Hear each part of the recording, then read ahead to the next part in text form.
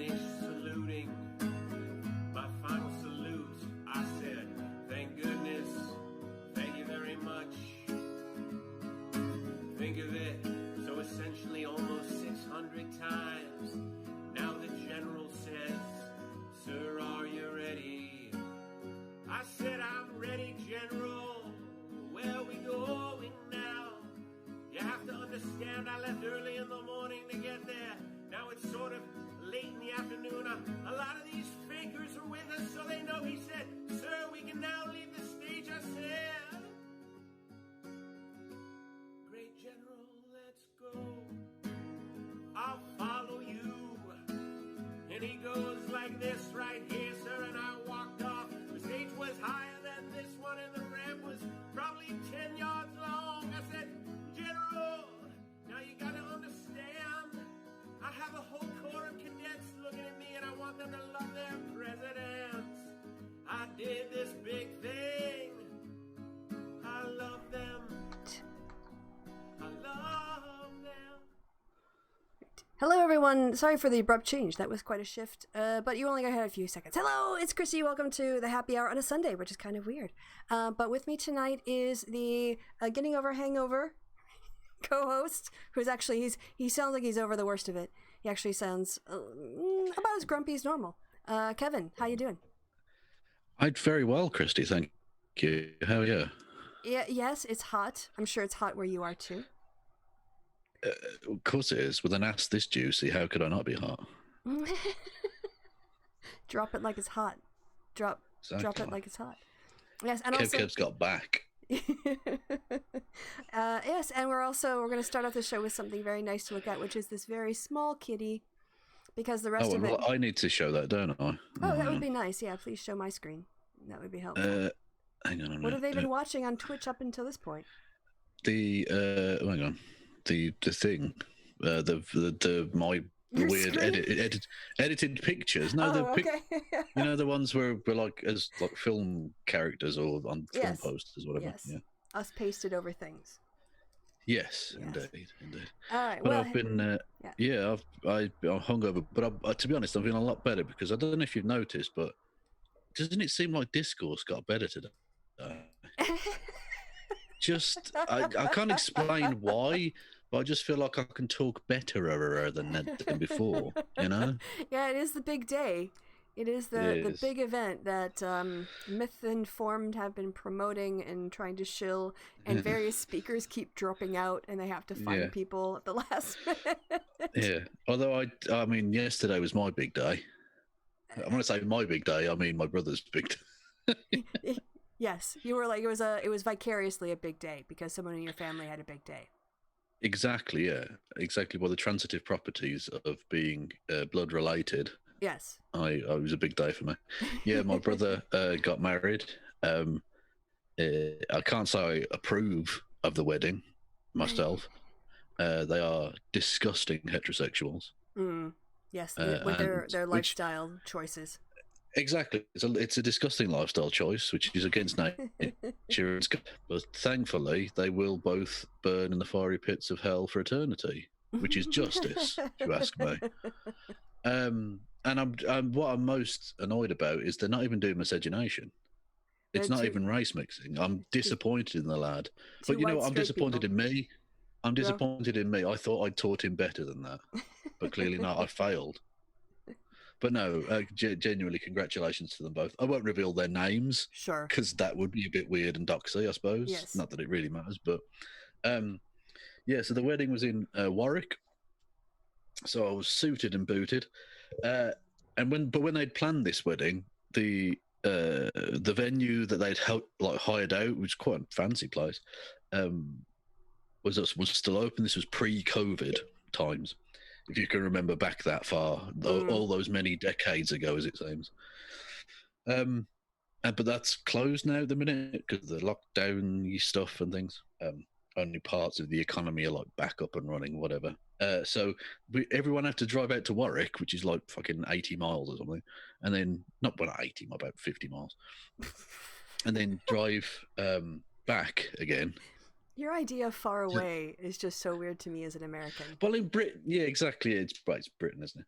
Well, it's still a fair drive, if that makes sense. Like it's it's less not than an hour in the car. You don't even need to stop to pee. Yeah, but I had to go back and forward to chauffeur people I don't know. But how many times? Right, the bride's family, like fucking 4 or 5 times. I can't even remember. You did have to. Oh my gosh! So you basically spent the day in the car. Basically, yes. That's precisely what happened. Oh, I thought it was just the one round trip. If the police are watching, the next bit is satire. An overpacked car that definitely wasn't safe or legal. Brilliant. Well, no cop, anyway, no stop. Exactly, yes. Exactly. And that, like I say, police, that was satire. That didn't happen. Anyway, so that's what happened. So at the end of that, I was a bit stressed. So when I go back to the do about fucking 8 in the evening. Oh my gosh. I got fucking hammered. Like, I mean, see, look, you blew I haven't steam. been that drunk in about 10 years. And I woke up on the floor. Of your literally. house? No, of their house. I stayed over. Oh, okay. But I don't know if I literally went to bed on the floor, but I woke up just on the floor, not with a blanket or a pillow, just on the floor, like a tramp or something. It was very strange. And my left elbow and shoulder are absolutely fucking killing me. Oh, because right, even with carpet isn't quite the same as a mattress. No, especially it's when still it's just concrete underneath. Yes, I've been to British houses, and it's basically a little bit of padding and carpet, and then it's just concrete. That's it. Yeah. Yeah. Yeah. So it gets really cold. So in the winter. my body's in bits. Oh no. Yeah, you can't. So I came back and I slept for ages, and then I woke up to do this. So this was your alarm clock. Well. I don't know what happened to the last 48 hours. Frankly, I can't remember any of it. I think they did get married. I think. I don't know.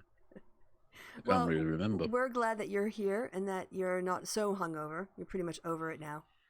Or mostly. Yeah, no, I'm basically okay now. The hangover itself wasn't too bad, but like I say, waking up on the floor. Yes. And then as because I had to, I walked from because my brother doesn't live that far away. It's like an hour's walk or whatever. And I knew I was going to be drinking, so I parked my car and walked back to his. Mm. And then but I got the bus back, and on the bus journey back, because I really did not feel like walking, just my entire left arm felt like concrete or something. It was horrible. Ugh. So yeah, don't sleep on floors. It's not good for you. No. Especially if you're fat and old. So. And thank you, Tony, for correcting. Oh, the word is underlay. Oh, okay, Mr. Know-It-All. Tony Blakeway in the chat, correcting us as always. No, isn't that's what Speedy Gonzalez says? What? Underlay. That's your obligatory dad joke for the evening. All right, now having that out of the way. Yeah, that was interesting. Okay, I did not do anything nearly that exciting this weekend. I ran my second D&D game where I tried to kill... I didn't really try to kill off my party, but I did throw quite a lot at them to hurt them, and they managed to defeat... Bricks. No. Yeah, darts. In this case, well, we had cultists and cult fanatics, but we have a thing where they also can add damage to the people that they're hurting, because it's like I had 12 people to run. It was too many for me, so I just basically made them do it. And I kind of wish I would have called them... That's not what I've heard. I kind of wish I would have called them Kens, but like one level were just Bobs. So there was Bob 1, Bob 2, Bob 3, Bob 4. And then the other one was Karen. Karen 1, Karen 2, Karen 3. So they would be like, all right, I get out my sword and I roll and like, oh, yep, 22 hits, like 8 damage. Like, okay, add that to your Karen. Add your damage to your Karen. It was just for me. That was for my own amusement. So, yeah, that was my big thing, was trying to kill off my characters and them withstanding it. So they did well. So you were killing off characters. I was killing off brain cells. Yes. No, I don't. Much I don't the try same to thing, really. Yeah, I don't try to kill them. But if they the dice go really badly, they could die. I don't actually try to kill them. I don't think that's sporting. I want to challenge them. Anyway, so that was my geek night. Really, that was we battled for almost 2 hours. So it was a long fight. Anyway, today is a more exciting day, as you said. The discourse is getting better all over the internet. It is. It is. Yeah. So we want to talk. Definite. 100%. You know how like there can't be a MythCon without just fucking drama. Like there's always drama. Well, who'd have thought if you get shitlord pricks in a room together, it might not end like perfectly for everyone. And this drama actually happened before the event itself. All right. So, which is not surprising because if you look at the original cast list, how many of that original cast list actually turned up? I can think of at least 3 people who bailed. Didn't someone else bailed at the last minute? Someone told me. Was it Laura Chen? Lauren Chen. I told Chen. you that. Yeah. So she bailed as well. So 2 days ago they're on this show. In fact. Yes, that's how I knew. Yeah, I knew someone smart told me. Oh, by the way, just like little cute Plastics kitties. No, I told you. No. Let's look at another kitty, just enjoying his little feetsy there while we set this up. Okay. Hang on, have we? Oh, okay. Sorry, I thought. Hang on, have we moved on from that? Because you didn't explain what happened. I mean, I'm happy to look at the cat. Yeah. So but please do continue the thought. Yes, I will. So before we get on to the video, so this was one of their speakers, one of the last minute additions, recently featured and the cat.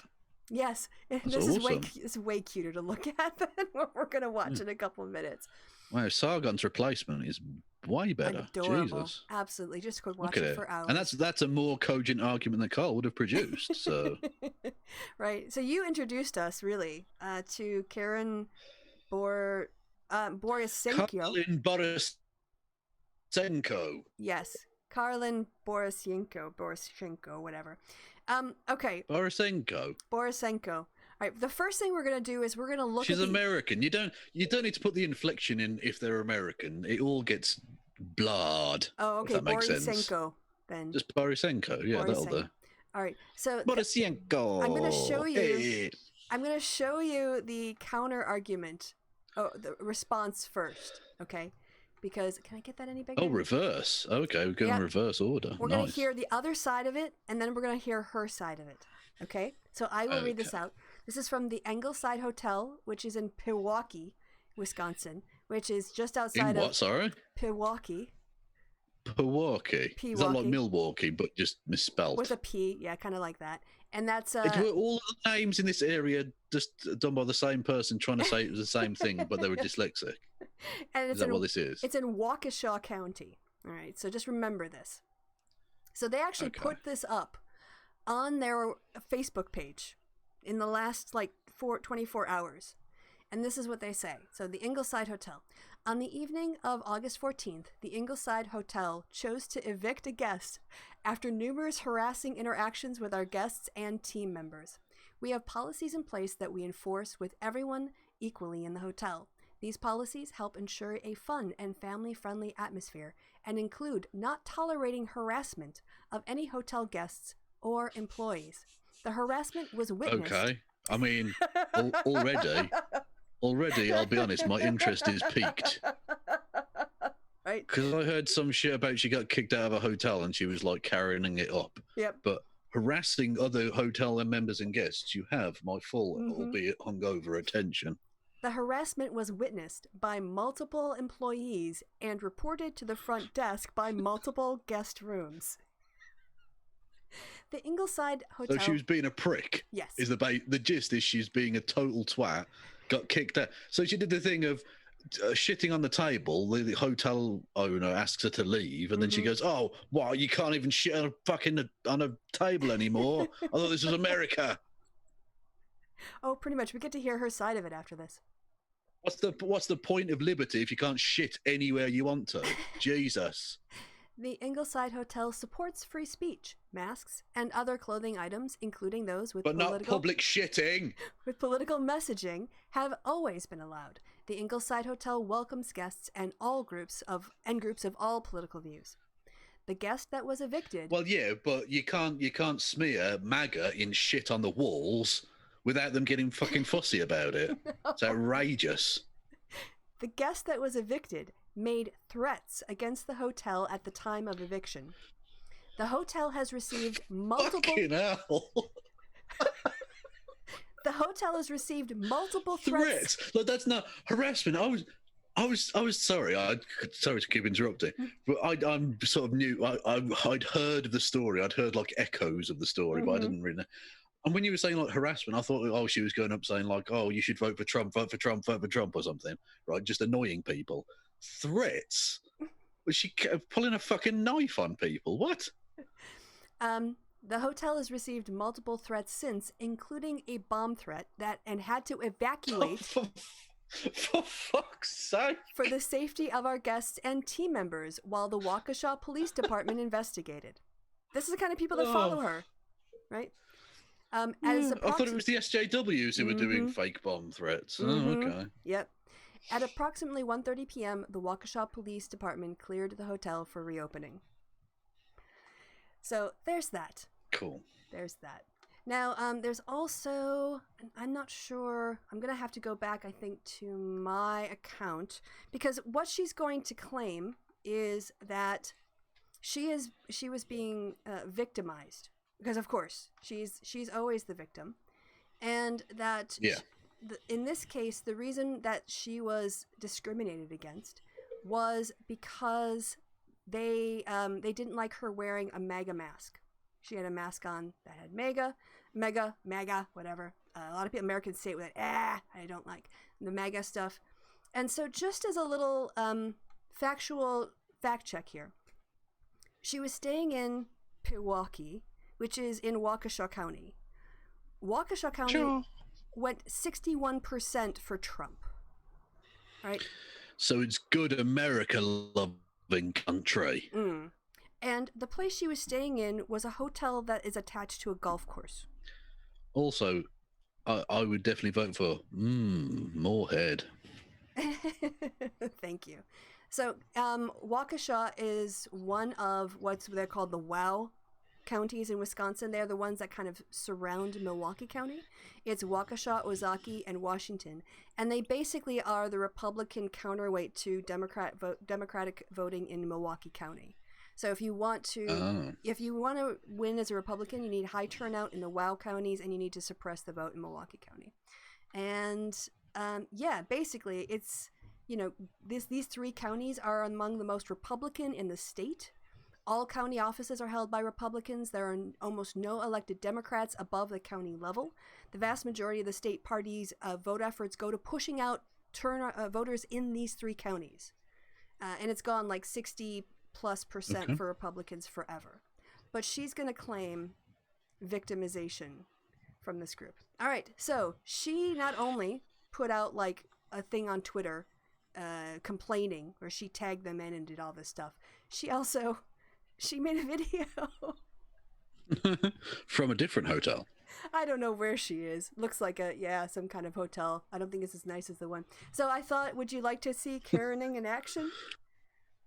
I can't wait. Yeah, let's. All right.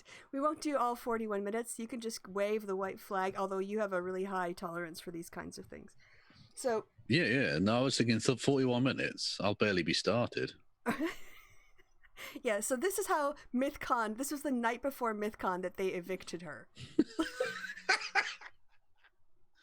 Well, it's always good to have a homeless person speaking. That's good.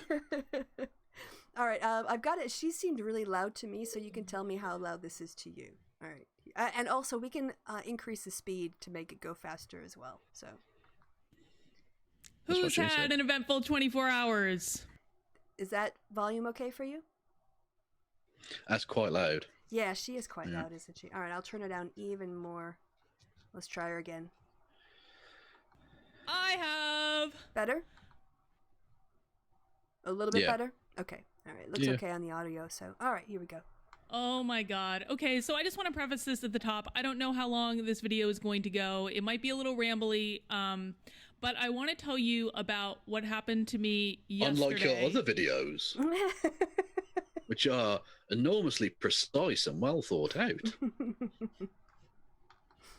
To the very, very best of my recollection. So yesterday I traveled to Milwaukee to do two things this weekend. I've got the Walkaway Rally today. It's literally today.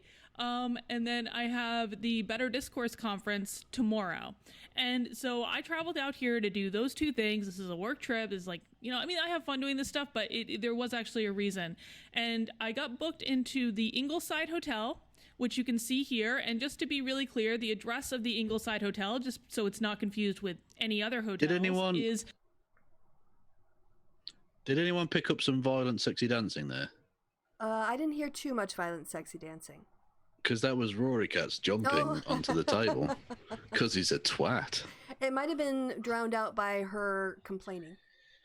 Fuck you, Carolyn. No one wants to hear that. Also, people want to hear Rory Katz being a dickhead. Notice within the first minute, she's giving out the name and the address of the hotel, but at the bottom here, she's doing the whole bearing. I do not support doxing and harassment. Yeah, of course not. Ass covering. I do not support bombs being sent to people. I don't do that. Don't do that at all. Okay, yeah. I'm not suggesting you burn it down. Honest. Yeah, and also Pandinus Rex, you might have missed it, but Carlin here was she became famous for complaining about the cancel culture in the knitting community, and then she got picked up by Dave Rubin for this, and then she got picked up by PragerU, and her basic thing is, I was such a liberal, but then I went to a Trump rally and I realized Trump people aren't that bad, and so I decided to become a Trump supporter. So I changed all of my views on economics and social policy. Just to piss off because they were nice to me. Yep. Yeah. Well, I mean, we might get onto it at some point, but we should mention that Donald Brothers, or even Donald Trump's brother, died overnight. Yeah. And there's this whole wrong Trump or whatever, right? Meaning like, oh, Donald should have died. Now, you can argue that's in bad taste if you wish. Yeah, it is. I mean, you can. But say what you can't do is well, you can say I don't particularly care, but you could argue it's bad faith or whatever. Not bad faith, bad taste. Yes. But what you can't do is play the moral high ground on this one, Trump fans, when your entire political ideology is built on doing anything and everything to piss off your opponents, to offend them, to upset them, to take the piss out of them, to denigrate them, to lock them in fucking cages. If they then turn around and give you a little bit back, you can't then go, oh, this is outrageous. What happened to standards in public life? Yeah, fuck you. Off. Also, he's in such mourning, he's complaining that Fox News is not watchable during weekend afternoons. It's worse than CNN. Worse than fake news, CNN, please. Turn on OANN. They do a fair and this is how he's Yeah, exactly. Get off the fucking internet. Firstly, the idea that it's, I mean, I agree, although I don't know, he doesn't know how to use inverted commas for things, but I agree with their usage here because they do a fair and balanced job of reporting the news at one American news network. But this is the thing, because on Fox News, occasionally, to keep up the pretense that they're actually a journalistic endeavor, they'll say, oh, maybe he hasn't handled the 200,000 dead Americans thing perfectly. Whereas what Donald Trump needs is a constant running audiovisual blowjob. Non-stop. Constantly, yeah. So any minor criticism is seen as fake news, shit. Whereas OANN are just, I mean, it might as well be Donald Trump's constant brain fart. Yep. Garbage. All right. So getting back to more brain farts. She's about to publish this, which are 30,000 views, but she doesn't support direct doxing or harassment people. Please don't do that. Yeah, I'm just going to keep the name and address of this thing on the screen for the first God knows how long. Oh, and their phone number. Okay. And their phone number. Yeah. And yeah. Okay, so here we go. 2810 Gulf Road, Pewaukee, Wisconsin. It is about 20 miles outside of Milwaukee. It is, okay, let's just be blunt. It is in the middle of nowhere. It's in the middle of the nowhere. It's off a major highway. It's got a road, it's attached to a golf course. It's called Canada, please. Yeah, you don't golf downtown. You have to be out. But anyway, so. Yeah, exactly. Yeah, it's because literally a golf course is like the countryside. It's fucking fields, basically. Yeah. Posh fields, but fields. Yes. essence. You can't really fit it in there between the fucking McDonald's and the high rises or whatever. No. Like a road, it's one of those things where like you got the highway and then you've got this like little utility road, and then there's the hotel, and it's like this big sprawling property, but there's literally nothing around it except for the hotel, and this becomes relevant later. So I get there, I check in. Guys, you guys know me. When I travel, did she say this was going to be rambly? Because so far it's been really good. She hasn't wasted the first 87 seconds of the video telling us basically nothing. Not at all. Not at all. No.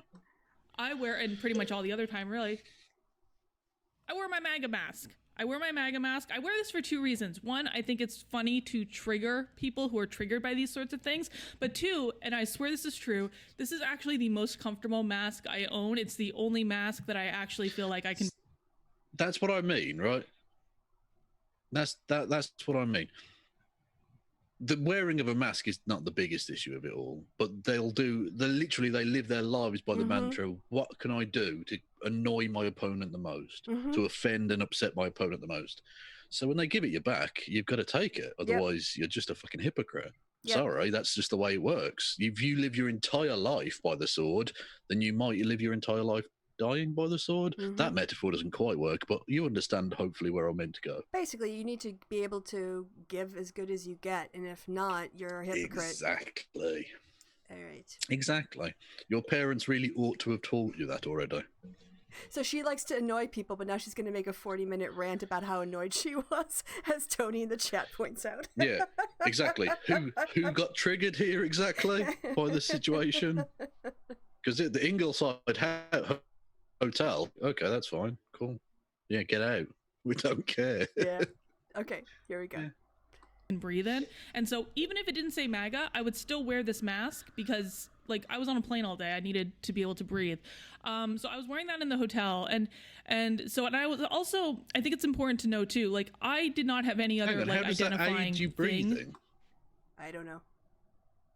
I think, maybe she had to wear it on the airplane. I don't know. I don't know how this makes sense in her brain. I'm not trying to figure these people out.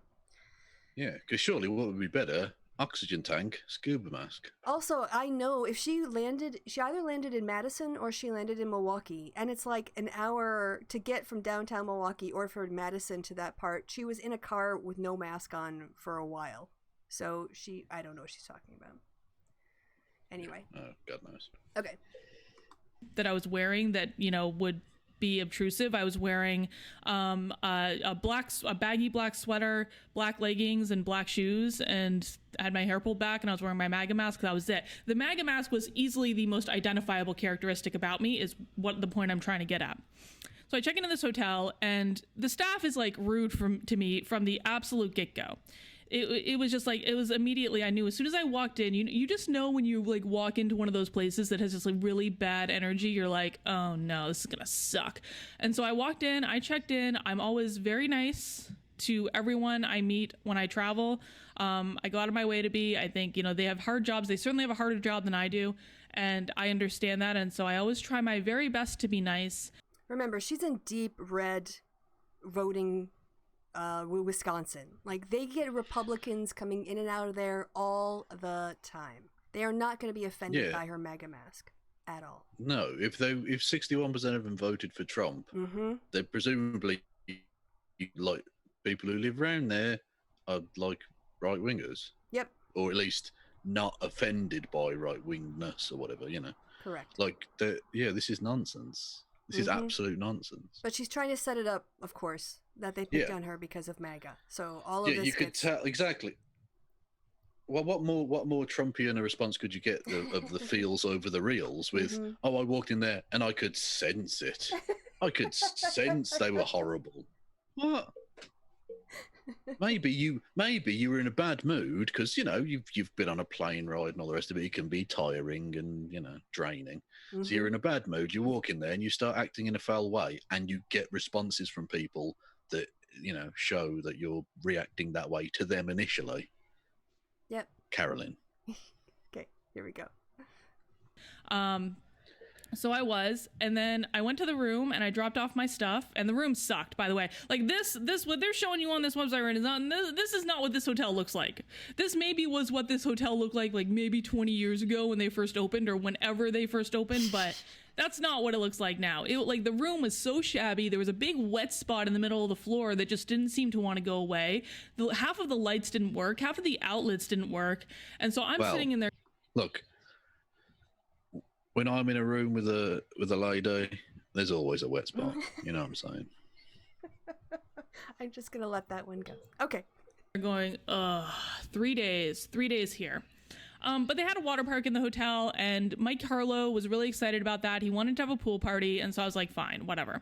So I wanted to go, like, usually when I check into a hotel, the very first thing I do is I kind of just do a little walk around the hotel just to see what's there, and then I kind of relax in my room. So I was doing that. I had my water, wanted to go see the water park and just like take a quick walk around and go back to the room. They gave you one of those little paper wristbands that has the sticky thing on it. You guys know what I'm talking about. Those stupid paper wristbands that, like, once you put them on your wrist, you can't get them off, and they're annoying as... This is what she's complaining about.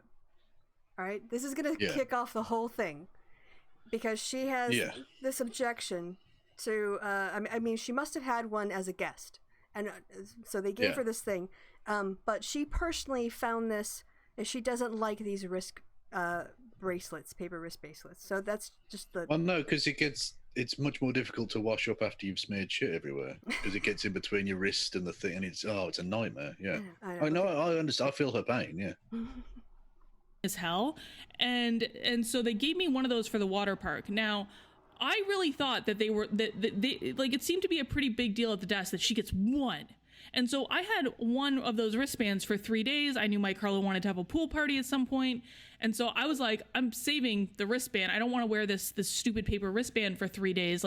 So you get one for free, and then if you want to go again, you have to pay for it, is pretty much the rule. Like, as a guest, you can go one time for free. Other than that, you have to buy one like any member of the public, I guess, is kind of their practice. So it sounds like this isn't just a pool place for hotel guests that they can just use at their leisure. It's open to the public, and therefore hotel people might try to just sneak in when they haven't paid for it. And the people who have paid for it, that's not fair to them. Yeah. Okay. Yeah, I mean, it's you'd think, because she's like a business expert, apparently, that she'd understand this very basic transaction.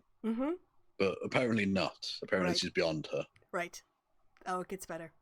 It's like, that's ridiculous. I have very small wrists, so if you put anything on my wrist that actually stays on my wrist, I can't get it out over my hand. So I just... Yeah, that's very small wrists. It's your fucking newborn baby. It's not the wrists that's your hands should be wider than your wrists. What the fuck is wrong with you? They're one-use wristbands. That's it, one use. You're not meant to be able to slide them on and off. You couldn't. That's why she's never been arrested. Because you put the handcuffs on her, whoop, straight out with her tiny, skinny little hands. What the fuck are you talking about? It's irrelevant how tiny your wrists are. Kevin, she doesn't like them, and she didn't want something around her wrist, right? Well, I thought the anti-mask people were about as fucking snowflakey as it got, but I was not prepared for the anti-paper wristband brigade to crack it open, because this is like the pettiness of 2020 distilled into a 41 minute. By the way. 420, blaze it, yo. There you go. Light him if you got him. A 41-minute rant of nonsense. They wanted me to wear a paper wristband because that's literally just a way of telling who's fucking paid for the thing or not. Yep. Okay. It was like, okay, I'll just carry it. I just want to go see the water park. In normal hotels, this would be no big deal, right? And I do this all the time. I do this all the time with like fitness facilities. Well, back in the day when we could actually go in those, but you just go up to the attendant, you say, I just want to take a quick look around, and usually they go, okay, no worries, and you just go look around, and there's no big deal. This time I went to the water park, and I went to the attendant, I said, I just want to take a quick look around, I have my wristband. He's like, you need to have that on. He was very rude from the get-go. I was like... Yes, if you're gonna come in, you have to put it on, otherwise you can't come in. But Those are the you rules. need to put that on. You screamed at her, went right up to her face with a megaphone and said, "You need to put that on, bitch." I'm sure I that's heard how that he was did it. exactly what happened. Exactly. Fucking hell. You can tell this is real because, you know, a real story needs to be propagandized and made the most extreme it can be. Yeah. That's how you tell it's the truthiness. Mm-hmm. All right. Here we go. Like, dude, I don't want to wear this on my wrist for 3 days. I literally am carrying it with me. I'm just going to go look around. He's like, no, you need to have it on. I was like, what in the hell is happening? And so eventually, like, it was a little bit back and forth. Eventually I kind of held it around my wrist. I was like, okay, the thing is on my wrist, holding it around my wrist. I'm going to go and just... This is so weird. So what she a lies weird to them. person. What a weird thing to do. Just Yep. put the fucking bracelet on Yep. and walk around. Look, why is there an issue? Or Why don't is go this in. at all an issue? Yeah. And not just that, but she went, I was holding her arm. So she was waddling around with her arms basically crossed, holding one of her other wrists, like some sort of weird, I don't even know, weird tiny-handed fool. Basically, This is she nonsense. lied to the attendant. This is fucking nonsense. I know. She lied to the attendant by pretending she was wearing the wristband when she actually wasn't wearing the wristband. That's you know, she deceived the person. She's not honest. You know, is what we learned from this. Okay. take a quick walk around the water park, and if you want to stop me, like, you can. If you want to stop me, you can. Remember that she says this. Yeah. Right. I will bear that in mind, yes. Okay. And I thought it was one of those things, like, I knew I was kind of like futzing the rules a little bit, but it was one of those things that was like so... I'm a white woman and I get away with this kind of shit all the time, and I was really counting on my white privilege to let me do things that are against the rules because I'm white, and that's usually how my life is, Kevin. Yeah. Yeah, exactly. Well, being a white person, I was going to plead the Karen and just decide, yeah, fuck it. The rules don't apply to me in this instance, so checkmate. Checkmate, minimum wage earner, bitch. Yep. I'm going to stroll on in, holding my tiny wristband and my tiny wrist. Yeah. Stupid. Well, that... again, what a weird series of things to even talk about. I've got tiny wrists, and I held the thing next to me for no reason whatsoever. Yeah.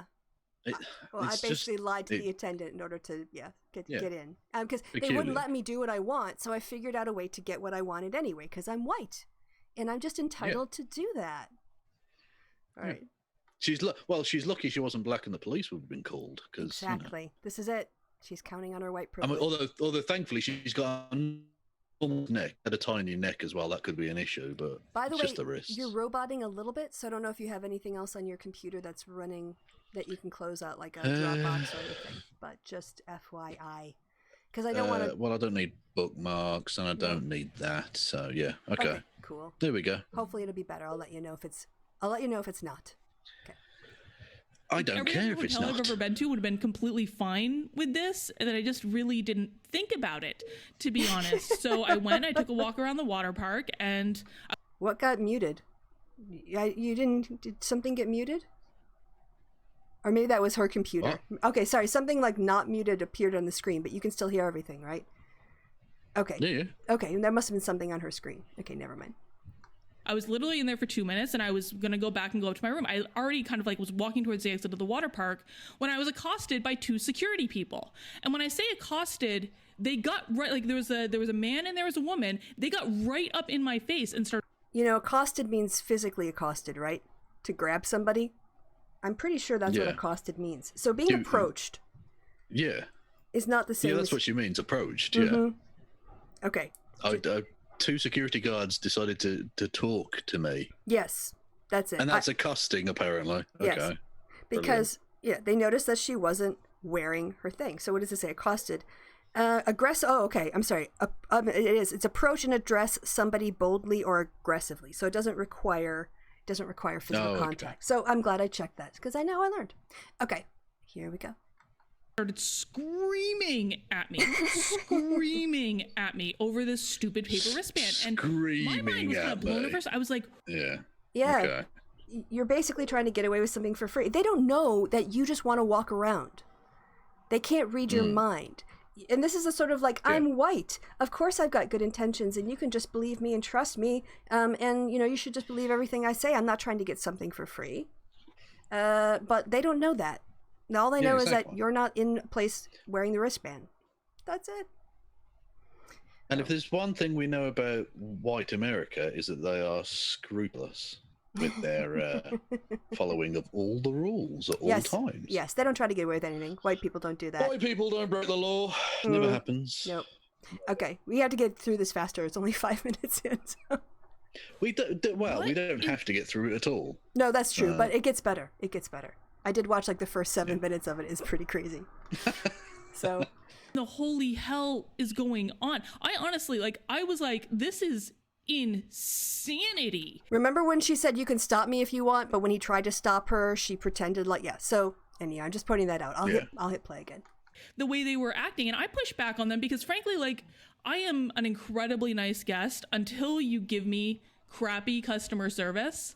I'm really nice until I don't get my way, even if I'm breaking the rules. Yeah, this is peak Karen. Yeah, she is. She is. You would not like me when I'm angry. She couldn't handle being a black person in America for a day, this woman. No. Okay. And then I'm like, okay, I'm going to make sure you understand that I am the customer. So when I speak to people who are doing that, I speak firmly. And I say, this is ridiculous. I have the wristband. I just wanted to take a walk around. I'm now going back up to my room. Dude kept getting in my face and screaming at me and threatening eviction. They were already threatening me with eviction at this point. Eviction from the pool area. Yeah, eviction from the pool area because you weren't wearing the wristband. That's it. Yeah. Also screaming. Do we honestly think these people were screaming? Not at that hotel. Not at that hotel. No, I don't believe her for a second. Absolutely not. That's not how people tend to operate at all. No. Look, I mean, you can never rule it out. There might be one occasion, but generally, people in a service industry know not to scream at others unless there's like a bomb about to go off or something, And also, it might have been the case that the person who she showed the thing at actually watched her and saw her take it off. Yeah. And then got security and said, she is in here without a wristband. Would you please go? Because she's already breaking the rules. So, yeah. All right. Yeah. Hitting play. Point. And again, keep in mind, the only identifiable thing about me is I'm wearing a MAGA mask, right? This would not happen. For something like this, what it should have been is, hey, can you just please wear the wristband if you're going to come to the water park? They tried that at the entrance. They tried that at the start. They said, can you wear the wristband, please? Yes. In the water park, and you went, no, I have tiny wrists. That ends your argument completely. My tiny wrists fucking trump your nonsense. Yeah, I said Trump. Yeah, because I'm a Trumpist. Yeah, you're not going to stop me with your liberal ways here in Commie Land. Yep. Then you lied to the attendant and you got busted, and now you act like you're the wronged party? No. That's not how this You broke works. the rule. Yeah. You broke the rule. That's, Okay. No, it's a dumb. You might think it's a dumb rule or whatever, but it's a paper wristband. It's not. You have to slaughter your firstborn in order to get into the water park. You wear a fucking You wear a paper wristband. Or you just on your normal or small-sized wrist, whatever. Or you don't go into the water park and you wait till you put on your wristband for the pool party. That's it. That's the only other thing you have to do. Fuck's sake. Yeah. All right. Okay, yeah, you're right. I'm sorry. I just wanted to take a quick look around and go back to my room. That is what the normal interaction would be. These people are screaming in my face that they're going to evict me over not using the sticky on the paper wristband that I was in the water park for 2 minutes on. But I just kind of walked by. They're like, what's your room number? What's your room number? You're going to get evicted. This is your last chance. Again, she's saying evicted because she later gets evicted from the hotel. But I'm sure they meant evicted from the pool area because you weren't wearing your wristband. And I'm sure they were going, what's your room number, bitch? What's your room number, yo? You're going to get evicted. Fuck's sake. This is not how anyone in the service industry acts towards people. No. Because you get fired. What are you talking about? This is clearly a person who lives in such a pampered world that they think they can ever talk to members of the public like that and get away with it. Yeah. The fuck? Like, you are in the wrong here. And you don't get to be treated politely when you've already lied to them once and tried to sneak into their water park. That's not how this shit works. Yeah. All right. Oh, it's so dumb. I know. Jesus. Like, I've literally been in the hotel 20 minutes at this point. 20 minutes. So that happened, and I kind of like, once I like walked away, And you're already I let out this making huge a brat of yourself. Yes. You're already annoying everyone. You've been there 20 minutes. No wonder they kicked you the fuck out. After an hour, I decided to piss in the elevator. Fuck it. Like, Okay. I only pissed a little bit. I was only pissing for 2 minutes in the elevator. What's wrong with you? All right. Hitting play. laugh as I was walking up the stairs because, like, when stuff like that happens that's just so absurd, the only way that I really know how to cope with it is to laugh, is be like, this is crazy town, man. It is crazy town. So I went back to my room and I was a little miffed.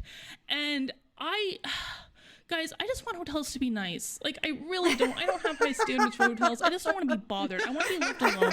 Like, when you travel a lot for work, like I do, the Karen honestly, like, vibe. maybe Yes. this is just me. I don't know, Yes. but I just want to be left the f alone. I just want it to be nice and pleasant. The hotel staff does their job. They don't bother anyone. No, you didn't. No. Time out.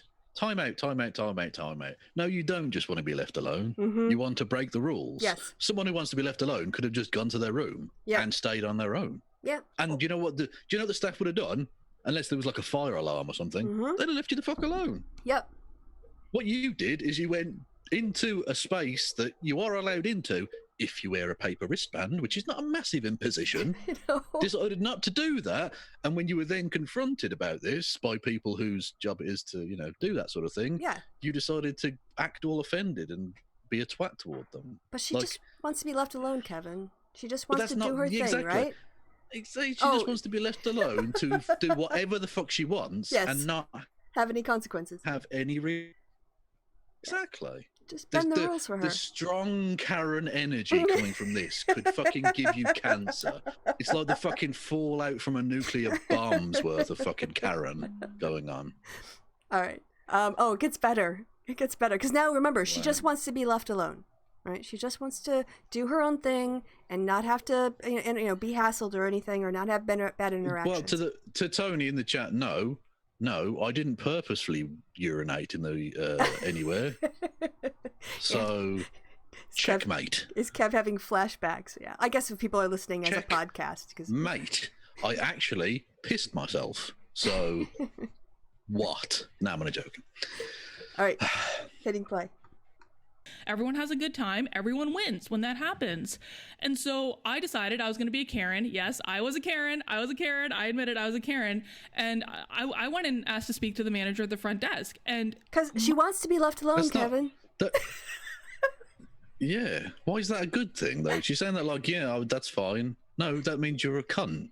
That means you're a horrible, nasty individual that no one likes. You are literally being the thing that everyone despises. Yeah. Even other Karens around other Karens despise Karens. I want to be because left they're alone. annoying pricks to deal with. I want to be left alone and not interact with staff. So what I'm going to do is I'm going to go to the manager and interact with them. That's what I'm going to do. I'm going to escalate the I want situation. I want to be left alone. So what I'm going to do is I'm going to try and jeopardize the future employment opportunities in this industry for the people who talk to me. For following the rules. That can work. That can only work well for me. Yeah. So, she broke the rules of the water park, snuck in by pretending to wear the wristband, be in compliance when she wasn't, and then she was escorted out because she wasn't complying with the rules. And she's going to go complain about having to follow the same rules as everyone else. Yeah, I'd like to complain because I was talked to by 2 members of your staff about breaking the rules, and I've admitted to breaking the rules, but that's irrelevant. Yes, because I'm white. I don't like that rule, so checkmate. Yes. Like, what are they going to do exactly? They're just going to just wear the fucking wristband. Like, again, I harked on the point, but it's not like they're saying you have to hand over your credit card details to get into the pool. It's literally just wear a paper wristband. Yep. It's nothing. It's other than maybe having a piece of dust fall on your pinky toe that you would never feel. I can't think of something less intrusive Yeah. than That's just something, wearing a paper wristband. yeah, It's that nothing. you can take off at any time. No, but of Yeah, course, exactly, yeah. you know, she doesn't want to pay for it twice, which is what she's not saying. And so she feels like she should be She's being treated cheap. fair. Yeah. Which but, is fair enough. I get Yeah, that. then don't go in. I absolutely get that. But you do realise if you want to be cheap and try and bend the rules and you get caught, you just go, okay, fair enough, whatever. It's a fair You cop, know, right? Move you on got with me. your life. Yep. Yeah. My exactly. job. I tried to get away with it. Your job was to catch me. You caught me. So. Exactly. All right. 1-0 hotel security. Yes. All right, here we go. But it's only half time, motherfucker. We'll see. My intent on this I say was as to I really say gird my to her, loins for a like, shit. listen, you've got a lot of people that are going to be staying here over the next couple days. Because here's the thing, too. I had kind of put 2 and 2 together that, like, the absurd reaction couldn't have possibly been about a paper sticky wristband. So what she's basically setting up is, I have clout on the internet. And I'm entitled to break the rules, because if I don't get to do the thing I want, then I am going to rain down hellfire with a troll army to make your lives miserable. And you need to respect me and respect my power.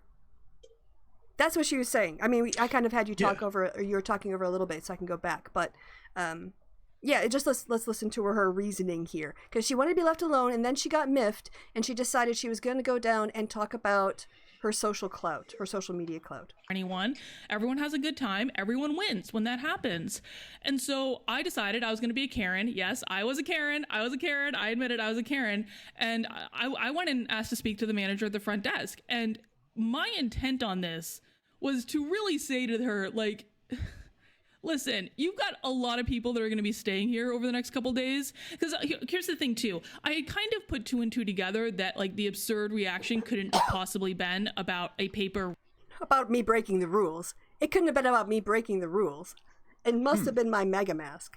Oh, my God. Yeah, it had to have been political. It can't just have been that I literally openly broke the rules. Yes. Got caught. Okay. Sticky wristband. It had to be about the MAGA mask, because honestly, that's like the only thing. That is the only thing that makes sense. Either they harassed me for wearing a MAGA mask, they harassed me for being a woman, they harassed me for being a white woman, they harassed me for being a white woman traveling alone. I'm not sure any of those things are better than the other, but those are the only. That's the only explanation I can think of. What the fuck are you talking about? Waukesha County so is the like... only explanation... The only explanation she's discounting is the one that's A, true, and B, obvious. Yes. This is like reverse Occam's razor. The most ridiculous explanation is definitely true. Like, Waukesha County is overwhelmingly white. Like, I would put it upwards of 85 to 95% white people. It is the... Well, yeah, it's Wisconsin, yeah. Well, I mean, it's outside. Milwaukee is actually pretty diverse, if quite segregated, which is true. It is. Is it really? But this area, this is white. Like, these are white people all over. It's just white people from, like, one end of the county to the other. Because I've driven through that county, and I've stopped in that county. Actually, my stepsister lived in that county for a little while. So I know these areas. And she is not being discriminated against because she's white or a woman or wearing a MAGA Exactly. Kristi's from the mean streets of Waukesha County, motherfuckers. Well, I've been through it. But, okay. Here Coming straight out of Wisconsin. Nice. That's nice. All right. Hitting play. But let me get to the second instance where they went off the goddamn rails. They did. I went to complain to the manager, and I was very nice. I was nice, but I was firm, and I said, listen, your staff treated me like this. That's unacceptable for me to be spoken to like this and to have people accost me and get right up in my face and scream at me over a paper wristband. And you should really know that you have a lot of people staying in this hotel over the next couple of days that can get millions of views on social media like that. So she's blackmailing them. Do you know who I am? Yes. Yeah. I am a minor fucking e-celebrity. In the far right wing. Don't make me angry. Don't make me get the real K-hive going, okay? Yep. Yeah. She didn't... Yes, that's a good joke. No, she didn't say, I felt very disrespected because I was called out for breaking your rules. It was, if you don't treat me nicely, we are going to bring down the wrath of social media upon you. She's blackmailing. She's extorting them. She's extorting them for... But that's precisely what this is, yeah. nice business you got here. Shame if Yes. 100,000 people were to send death threats to you. So You first know, she come breaks on. she breaks the rules, and then she basically tries to extort them to be nicer Yeah. to her and let her get away with things that other people aren't Yeah. allowed to. Which is slightly a crime. Regular. Hmm.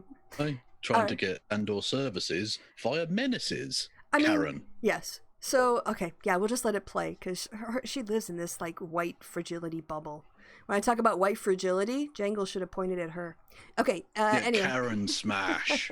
Yeah. All right, hitting play. And really, like, that's not how you should be treating them. Honest to God, guys. Like, yeah, I was trying to be a little, like, bit of, like I basically wanted them to back off. That was my intent. But She just wants to be nice to hotel staff, Kevin. She knows they work hard. But she also wanted them to back off, despite the fact that she had gone back to her room, and she decided to pursue this. Nobody else decided to pursue this. Yeah, exactly, yeah. Like, if they'd come to her and started, trying to evict her, then, then you'd be like, okay, that's a bit much. But wouldn't you start making a scene like this? Like, oh, come on now. Yes. And this is really, I'm beginning to understand, because I thought if it's just a wristband, that's not really fair to kick her out for that. It's a bit silly, But if you're going to start acting a prick and, like I say, essentially demanding what amounts to money, because obviously you have to pay for 2 ins to the thing or whatever, demanding money with menaces, basically, demanding services with menaces, which is, like I say, it would be a crime for like a non-white person in America. Then I can understand why the manager might be thinking to themselves, yeah, we don't need your custom, thank you. Yeah. Please leave. Also, someone in the chat pointed out she's supposed to be a business psychology person, right? Does she understand the psychology of threatening people? That doesn't actually make them back down and give you what you want. It makes them defensive and more likely to push back and not help you. So she's not especially really good when at her you job. admit you broke the rules. Yes. Because then they've literally, all they need to do to their line manager is then say, well, the person started the conversation saying, I did break the rule. But well, that's it then. No explanation needed. You literally, that's like saying, well, I am guilty, Your Honour, but let me lay out my defence. No, that's it. You're guilty. You've admitted it. You're done. That's it. You can't then plead innocent afterward. It's, well, technically you can change your plea in a court of law, but you know what I mean. Yes. Yeah. All right. Hitting play. I feel like I was also trying to warn them that what is now happening to them was going to happen. This was not something that they didn't have warning on. So, in other words, yes. This is like, she created the victim and is now blaming the victim. Yes. Brilliant. Well done. I warned you that I would sick a massive set of arseholes on you if you didn't give me exactly what I wanted. So it's on you that's happened now. Yes. What? No. You can't say, like, the mafia boss says, well, look, we did insinuate that we would this factory down unless you paid us money not to. So the fact that it burnt down is really on him for not paying. Pretty much. He had a way out of that situation that involved us extorting thousands of dollars out of him. Like, come on. Yes. She's such a bitch. This is, I mean, she really is. I mean, a dumb bitch. I'll say fuck it. This person, yeah, I said man. it. She's awful. And it's bad. It's bad. It's so bad because at first she didn't appear to be like the worst of the crowd. But the more and more I see of you, I think when you're going to MythCon and you stand out as the biggest prick, like you've excelled yourself. You've gone above and beyond the dick level. Oh, okay, so we're 9 minutes in. All right, so here we go. We're getting to the part where I stopped watching, so I'm also going to be learning what happens. I won't be able to prompt you for too much longer. I can't wait to see this roller coaster. You've had small wrists, paper bands, Karening. Oh, God. What's next? All right. If I were her lawyer, I'd be like, shut up. Just shut up. Just shut up. Take this video down. It's too late. We've got it memorialized here on the happy hour. Okay. Well, exactly, yeah. That's what they do say. Don't film yourself doing a crime or admitting to doing a crime. Yes. So. Anyway, okay. She avoided the first, but not the second. So, Right? And so I'm having a conversation with this young manager, and she's very meek, and she didn't really say much. She just was kind of like, okay. And I had said my piece and I was going to go back to my room. I was cool. Then the woman who was the female that was gun in my face in the water park barged in the conversation. I have no idea who this woman is. Like, female. Yeah, she works at the water park, obviously, because that's where she accosted you for breaking the rules. Yeah. I mean, that's who she is. She's in charge of... The one that got her up against the wall and knifed her saying, "Wear the fucking wristband, bitch." That's exactly how that happened. That's literally what happened. She had a gun to her head and everything. Oh, it was... That's not... That is not adequate public service. Okay, that is not quality customer service at all. All right. Yes. Hitting play. I thought I was speaking to the manager of the hotel. If this woman, like, I have no idea what her role is, barged into the conversation, accused me of lying, got in my face, did this. Well, she was lying. You were lying. You had actually snuck into the water park, bitch. Like, that's what... You broke the rules. And then you show up and you complain about it and you have your little vent. You dump all over this manager. Now you feel better because you feel like you have power and you've exercised your power and you've put someone down. And then someone who actually knows the truth is showing up to call you on your bullshit. Good. Yeah. I'm glad that woman was around. Exactly, yeah. And also she says, "Oh, I don't know what she does." Well, in hotels and services and things, you don't really necessarily have one role. Sometimes you might work in the water park. Sometimes you might work the desk. Sometimes you might be doing, I don't know, room cleaning. You know, they move around the place. Yeah. So the idea that what she specifically can only work in the water park and therefore must have left the water park to personally come and annoy you because you support Donald Trump, like, get fucking real. Yeah. And you did lie because you probably left out of the part where you actually lied to the person in order to sneak into the water park. And then they saw you and they called the security on your ass because you weren't putting on the wristband that was like right in your fucking hand. Just put it on or don't go in. Those are your choices, white woman. Deal with it. Yeah, exactly. And not just that, but you're expecting sympathy. But you told us before that what you're now saying was the lie. Yes. So you've literally already told us that you did lie, and you're now saying you didn't lie. Like, you told us this. This is your version of events. And then you... Judge Judy would, like, eat her up and spit her out. Judy. All right. Hitting play. I'm just going to check what my settings are on this. Oh, 448. Okay, my PP isn't that high. All right. Or my P isn't that high. Your PP. Yeah. Okay. This in my face and said, "This is your last chance. You are on thin ice. You're going to get evicted." Now, keep in mind, all I did in this instance was lie, speak to the manager, extort, and issue a complaint. No. You didn't just issue a complaint. You lied about what happened, and you threatened them with negative social media attention. That's not just lodging a complaint. Yeah. You threatened their employment, and if this person was the business owner, their fucking entire life savings, potentially. Yeah. So, they might take that pretty personally. Yeah. Okay, hitting play. And so the only way that I had to interpret this was, shit, if I complain in this hotel, they're going to kick me out. If I actually share a negative experience I had with the staff in this hotel, they're going to kick me out. Now, at this point, I tweeted this. You can see this is 14 hours ago. So this is roughly around like 6 o'clock at night, I think. I tweeted this. And I'd been in the hotel less than an hour at this point, guys.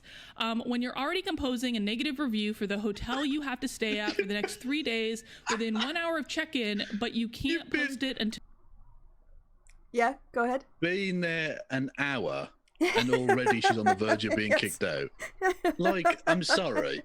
I've been to hotels. I've worked in service industries in the past. I've known lots of people who worked in service industries. If you've been there an hour and they're threatening to evict you, there is lots you're leaving out of this story. Yes. I mean, they don't kick people out of hotels for nothing because they rely on people being there, paying them money to stay in their room. Yeah. That's literally what a hotel does. So if they're threatening to kick you out and potentially, like, you probably lose your deposit or whatever, and lose the potential money from that and the potential negative backlash, you must have been a real prick to them. I think, yeah.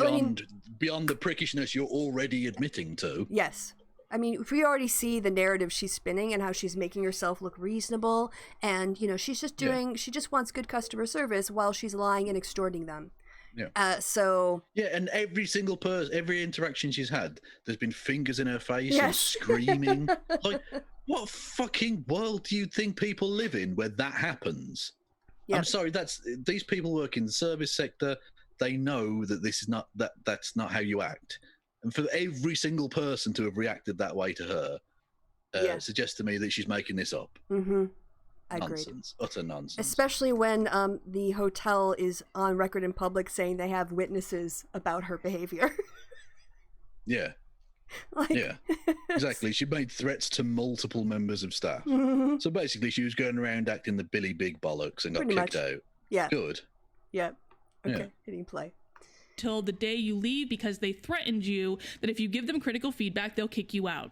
So I really was composing. Like, I mean, I'm like, you know, I am one of those people. When you piss me off, you will get a flaming review. This isn't critical feedback. I'm sure they're fine with critical feedback. It's how you improve. The point is, what you threatened to do was sick your army of social media followers onto a small business. Yes. Which you then did, and they then got a bomb threat, which made them evacuate all of their guests from the fucking hotel. Mm-hmm. So yeah, I think in hindsight they were actually very, very wise to have gotten rid of you. Yeah, I mean, you're a cancer. It you know, the Pabst Theater won't host them anymore. I'm sure, myth informed. Now they're never going to go to this hotel. They're just going to get it's a terrible conference filled with terrible people. All right. And this is 20 miles away. Mm-hmm. Are they going to be allowed anywhere in the state of Wisconsin? They're going to have to fucking commute from Kansas or something. Oh, Henry Smith says it gets worse. Okay, let's get to that. Okay. Oh, it can't. No, it can't. All right, here we go. Maybe I undersold the shitting. Who knows? But I also want to scroll down here, and I'm showing you this because people are already accusing me, of course, of this being a fake story. Shoot, that's not what I wanted to show you. Just described it as a fake story? I said, and yeah, I'm virtually positive it's because I was wearing a MAGA mask. Again, this was early evening. I wanted to show you a couple other responses though. So so you'd already constructed your conspiracy theory bullshit. Yeah. You'd already constructed your conspiracy theory bullshit then. The fact that you'd done that so soon after the event or during the event shows me that you already had this victim complex. It doesn't make it more believable. It makes the nonsense more obvious. Yeah. She didn't mention the part about how she lied her way into the park and got caught. And then tried to complain about the way she was treated when she was caught trying to sneak into the park. She didn't mention any of that. She's just a meek, small-wristed woman. Leave her alone. She just wants to be left alone to break the rules and extort goods and services out of a small business. All right, and clearly, it must have been against the MAGA thing because she's in basically communist Russia or somewhere. I don't know. Yes. Something like that, you know. All right, hitting play. People asked, Blah asked, they really said that you can't criticize them or they will boot you? I said, yes. I complained to the manager and another employee. I'm not sure who she was, but she was the one I was complaining about. But even in your retelling of the story, they didn't say that. Even in your retelling, which is obviously bollocks, they didn't say that. They said, if you threaten to sick people on us, if you say, well, I've got 80,000 YouTube subscribers and 100,000 blah, blah, blah, Twitter followers. It'd be a shame if I came out and said you should firebomb this place on Twitter or something. Well, I mean, I'm bigging it up a bit, but you know, the basic threat is there. You know, the downvoting on fucking Yelp and all the rest of it, which can fuck businesses up. And look, we've seen it before. And look at what, we have seen it. But look at what she actually writes at the time. She says, I'm not who she was, but she butted in and told me if I continued, I was on thin ice and would be evicted. Not that she would be evicted. It was a warning. It's like, we are giving you a warning. Knock this stuff off. Don't come in here being aggressive. Don't threaten our business. We're warning you that this isn't tolerable. And if you do it again, you're out. We don't need your business. Which is fair. Yeah. She didn't boot her immediately. She gave her a warning. So this whole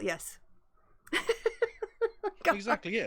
They didn't say anything about being critical of the business. They said, get closer to the mic. If you threaten us, we'll kick you out. Yes. Because, you know, you're not actually a powerful person in this situation at all. we own the room. You can fuck off. Yeah. Basically, is the gist.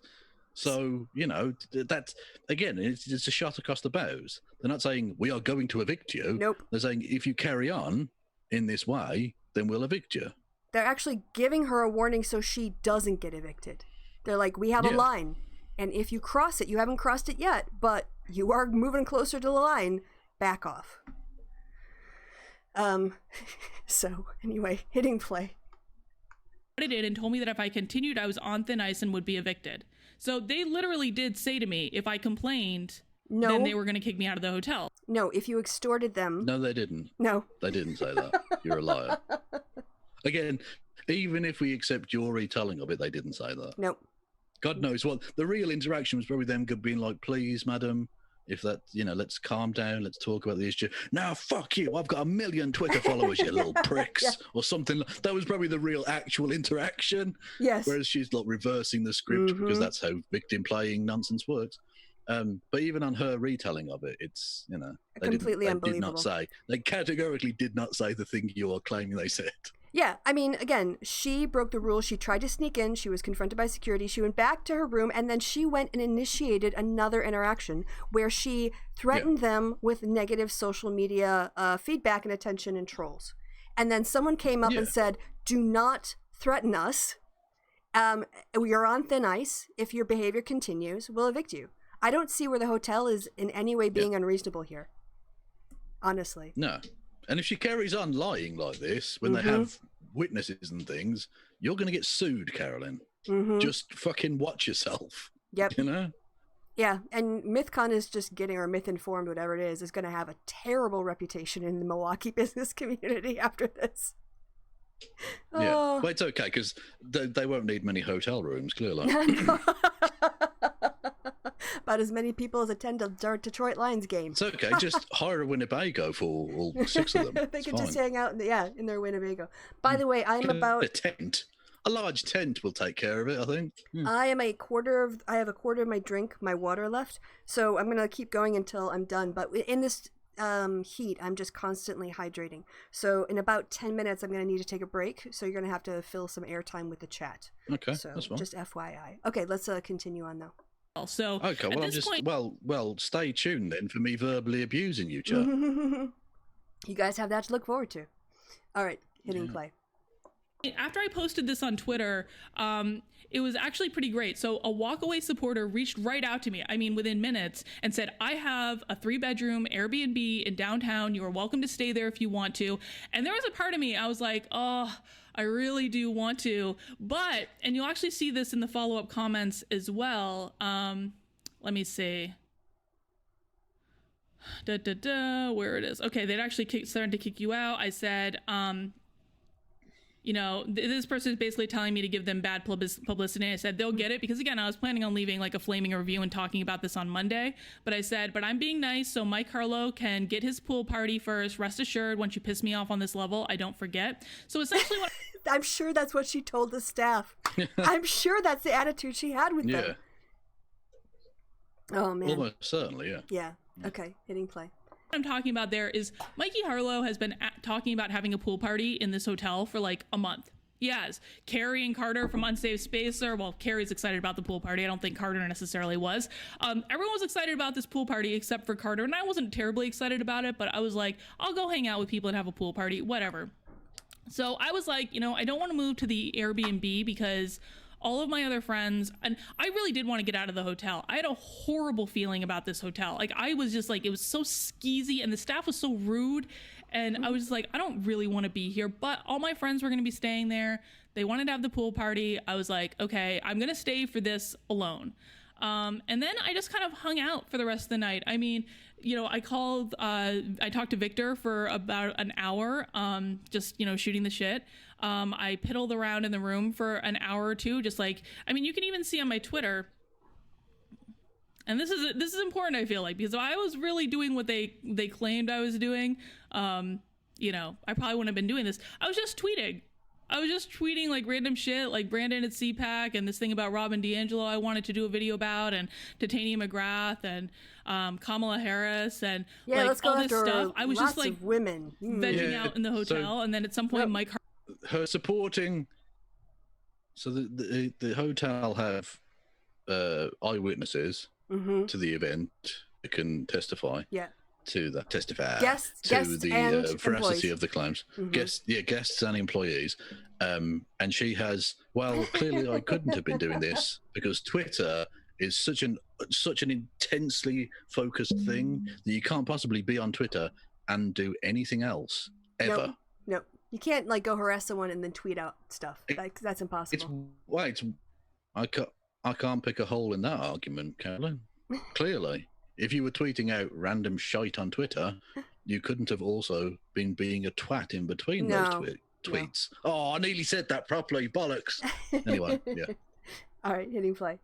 Carlo called me and we gossiped for a little while, and then I got tired and I wanted to go to bed. Now, another thing you need to understand about this situation, and I know this video is going to go long, I'm sorry, but I really want to make sure I get all the details out to the very best of my recollection.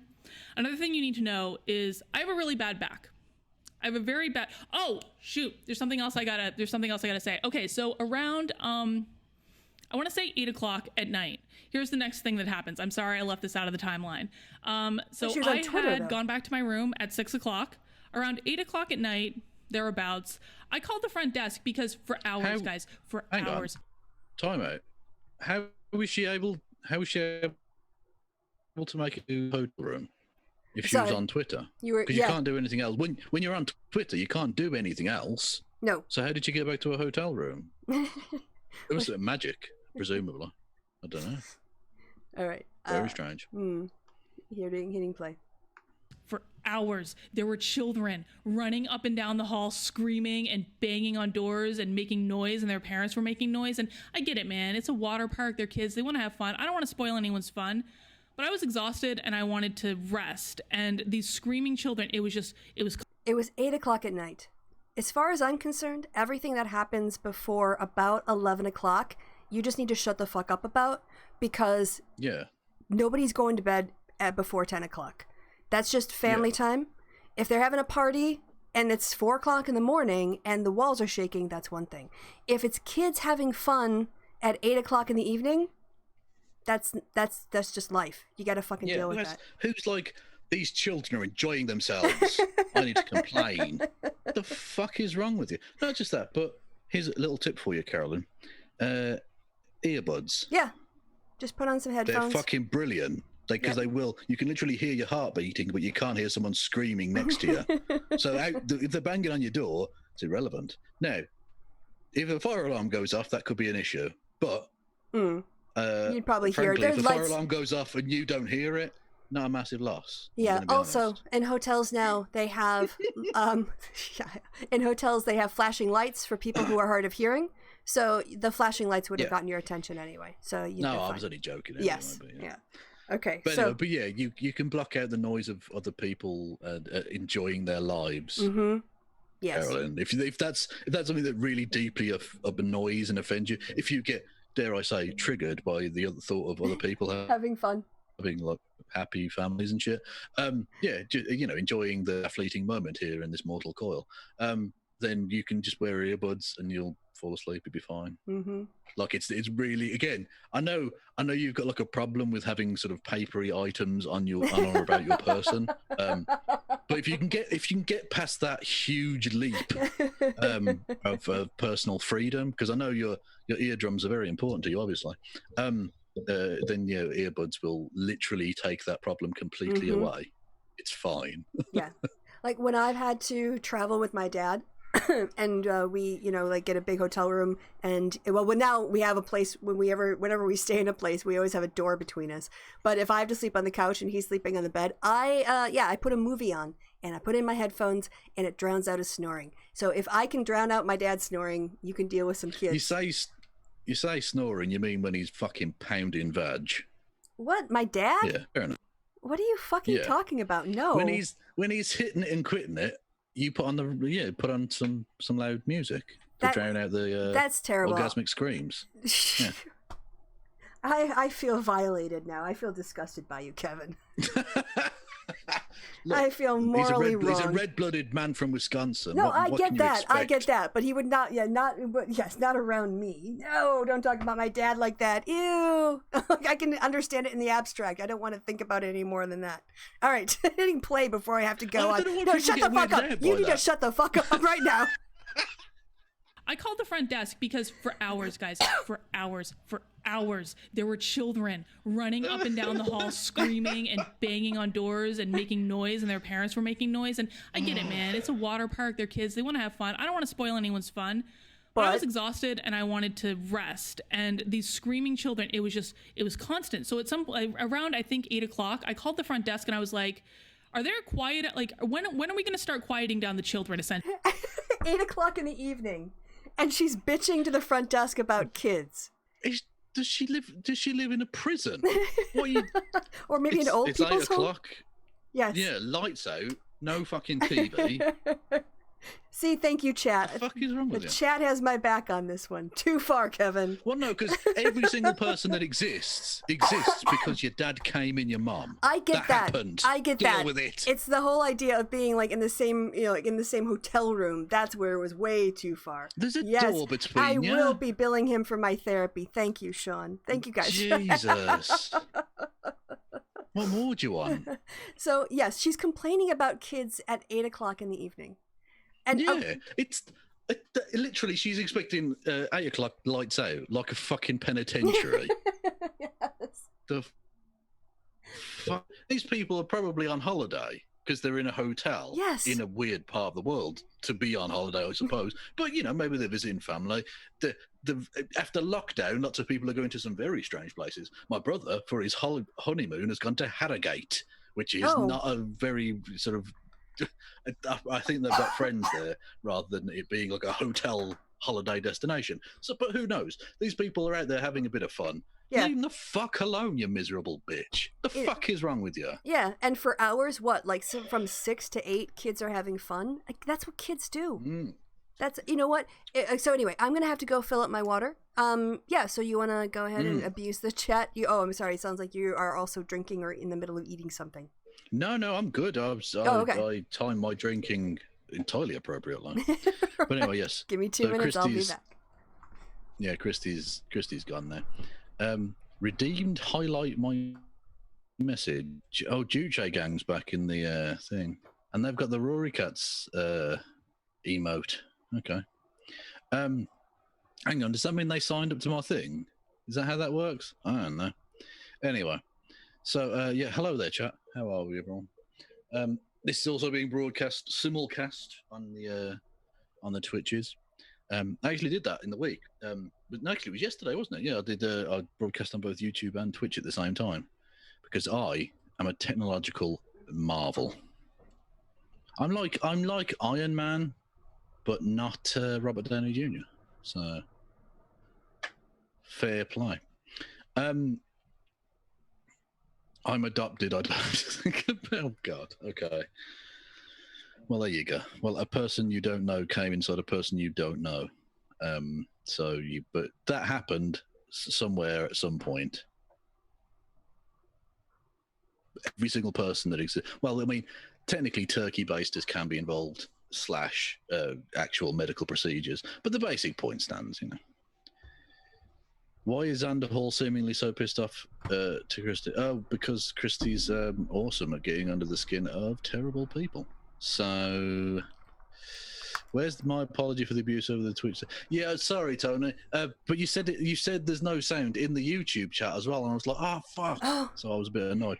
But Hello. yeah, the Twitch. Yeah, I muted the stream in Twitch. Sorry. Yeah, go on. Hello. Okay. Yeah. I'm back. You can hear me all right? Yes. Yeah, Kay Keljo, or is it Kaijo in the chat says, why is Xander Hall so pissed off at me? Can we just have a little break and talk about this? Did you see his... you can. Can you... Well, I'm going to go for a quick piss. So. Yeah. I mean, I want you to hear this. I'll have to repeat it. I'll try to do it. Exactly. So, no, don't. Well, talk about something else. I'll talk about something else. Okay, yes. Yeah. That is absolutely ridiculous. So yeah, I'll wait till... Because I don't want to have to say it twice because that's boring to listen to. Yes, I debated whether or not to even bring it up because it's so petty, but on the other hand, it's so hilarious. I'm glad that you reminded me of it. So yes, we will talk about it. Apology for the abuse of the sound. I wonder, hopefully, yeah, you guys already talked about that. Thank you. Hello, welcome back. By the way, if you want a bit of nerdiness, you can go on my channel. Today I talked about measuring, for my Weekend Winters, I talked about the difficulty of measuring left-right in politics. And I thought it was, I mean, I'm a geek and I'm a nerd, but it's a sort of a follow-on to a show I did about why the political compass test is a bunch of crap. Even though they take questions from what I could find, a couple of the questions were from reputable surveys, but you can't just take a survey question and dump it into a battery. And I mean, by battery, I mean a series of questions that are all conceptually linked, and not control for what country somebody is living in, because left-right is always relative to the politics that they're operating in. So, I mean, there's a lot of reasons, there's a lot of problems with the political compass test, but I did that little follow-on geeky talk. All right. Yeah, so pig fister, or ham fister. Well, just before we start, I hadn't even thought about this, but have you noticed that since I've moved the computer back into like my room, my office / spare room, that no more toilet noises? No, that's nice. I appreciate that. Yeah, I don't because we're now no longer next to my next door neighbour's toilet. Oh, I thought you were talking about when I could hear you piss before the show. Oh no! Well, you also can't hear that, but that's because there's a cupboard between me and the bathroom. So. All right. So yes, Hamfister. Hamfister apparently did an entire video. Pig fucker did an entire video saying that I personally make it difficult to not be Bernie or bust, because I sent out that one tweet to Shoe on Head saying "wine ants for the win" and Kamala Harris dancing in a GIF. He made an entire video saying that I was making him want to be Bernie or bust because I sent a tweet and a wink emoji at Shoe on Head to tweak her a little bit after she made a video that caused me months of harassment. Yeah. So, it's interesting that these people accuse the woke scolds of being too sensitive. Yes. Intriguing. More on that point later if we ever get to the bit I was going to show. Well, I mean, you do keep interrupting, so it is down to you. So, yeah. Well, yeah, but she keeps saying stupid things. Oh, yeah, she does. She absolutely does. I mean, yeah. So, yeah, Hamfister pigfucker. I mean, what do you expect? I mean, he's a misogynist. What do you expect? He's got mommy issues. Yeah. He's already admitted that. And so, yeah, he's basically, I think he's working out his mommy issues by being hypersensitive and trying to silence me, which isn't going to fucking work because I don't give a shit about him. So it seemed really petty from what I saw of it. Yeah, it was totally petty. Like, he's a petty little shit. So, and of course, what he wants to do is say, I can talk all kinds of trash about you and we can insult the candidate you support and insult you and call and say that you want people to die because you don't support my candidate. But when I make a little jokey tweet directed at June, he goes off on me? Yeah. Yeah, exactly. June can make a video basically saying you're awful and... Yeah, calling me a wine ant. All the rest. And you give, again, it's this very, very sensitive bullshit these people do. And it's always these fucking... edgy motherfuckers who are the most delicate, yes. Whether it's left or right, and we'll get to that in a second when we get to my not my video, the video I'm going to show. But you give the slightest pushback, and all of a sudden it's this. Oh, you make me want to completely change the vote I was going to have about two people that are not involved in this discussion whatsoever, i.e., yes. Donald Trump or Bernie Sanders or whoever. Yeah. Like, it just. The fuck are you talking about, you lunatic? Yeah, it's policing. For fuck's sake. It's attempt to police people into silence. Yeah, definitely. Yeah. And I don't I'm too old for that shit. I'm not gonna let some punk ass let him have his temper tantrum. All he does is show his ass, doesn't show mine. So, yeah, I think I also tagged you into that. One person said, "Kristi, you hurt politics." I was like, yes, I hurt politics. You did, yeah, yeah. I think I might have been very drunk at the time. Oh, okay. Because I was thinking in my head, I was thinking of doing a skit on that of can you show me politics where on the doll that Kristi hurt you? That's not Like funny. you know. Why am I laughing? That's really dark. That is really dark. Yeah, Yeah. I was very drunk. Yeah. Thank you. This Ooh. is me. This is normal me. Imagine this, but very drunk. Well, Yeah. well, when the filter is gone. Yeah, I mean, at some point he'll grow up. Yeah. This is me being restrained. Yes. Okay. I mean, he's a child. He's still emotionally a child. He's still maturity-wise a child. So at some point he will grow up, I hope, for him anyway, because he's just embarrassing himself at this point. Okay, so getting back to the Karening, the better discourse Karening. Essentially, because hotels have quiet hours. Normally, you cannot make a lot of noise after a certain time, and That's usually 10 or 11 o'clock at night, by the way. Like, because, you know, that's reasonable for families. Anyway. Okay. Not just that, but on a weekend as well. Mm-hmm. You're not getting up. Well, I mean, you might be getting up for work. Some people do. The staff, for instance, get up for work on the weekends. Yep. But yeah, you're not, are you? So just chill. Yeah, just fucking chill. Okay. I just wanted to find out when the quiet hours started so I could look forward to it. And they said, oh, well, we'll have security come and take a look in your hall. And I was like, great, thank you. I didn't think it seemed like a good interaction to me. Next thing I know, security's banging on my door. I open it, and like these two very rude security people. Again, the propaganda involved. They were banging on my door. How the fuck else do they get your attention? You knock on a door. Yes. That's how you. I mean, unless there's a letterbox, you can, you know, which obviously you won't have a hotel room. You have to bang on the door in order to get the attention of the person, the occupant, to come to the door. Do you want me to slip a fucking note discreetly under your door? So, what are you talking about? Like, she's making it sound like some big sinister thing knocking on a fucking door. Yep. All right. Hitting play. Basically said to me, well, we can't do anything about this, and our quiet hours don't start till 11, and this is a water park. And I was like, that's fine. Like, all I wanted to know is when the quiet hours started. I mean, literally everybody in the chat and you and I have figured that out already. Yeah. I said 10 or 11. That's exactly what it was. Yeah. It's a water park. But that's exactly, they're children. Yeah, exactly, yeah. It's a water park. It's a weekend.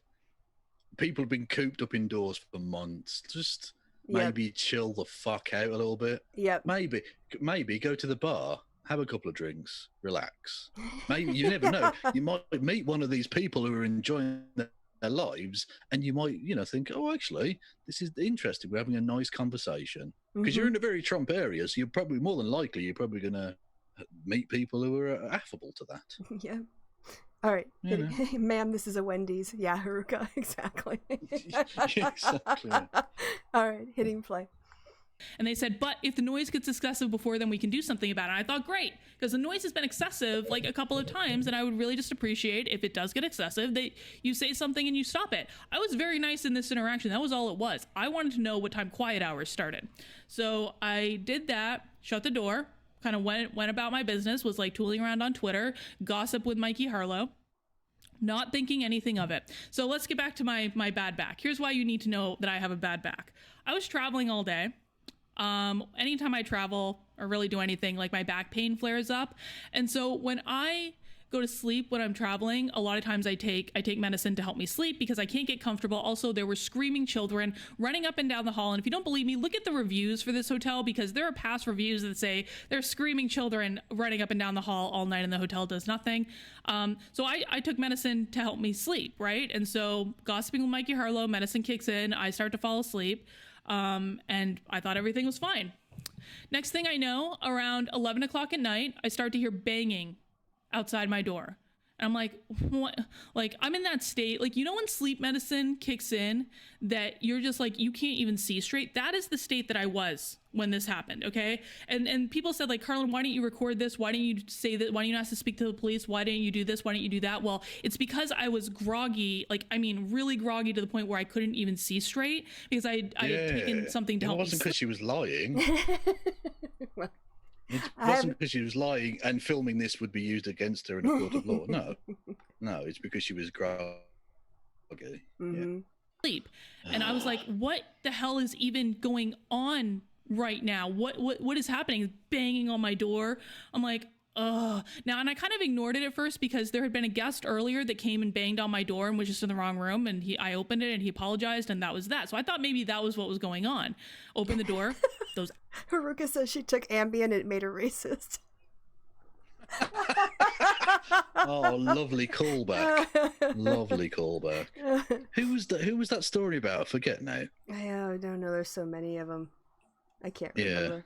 Yeah, it was someone famous, wasn't Yeah. it? Anyway. Someone on a flight, right?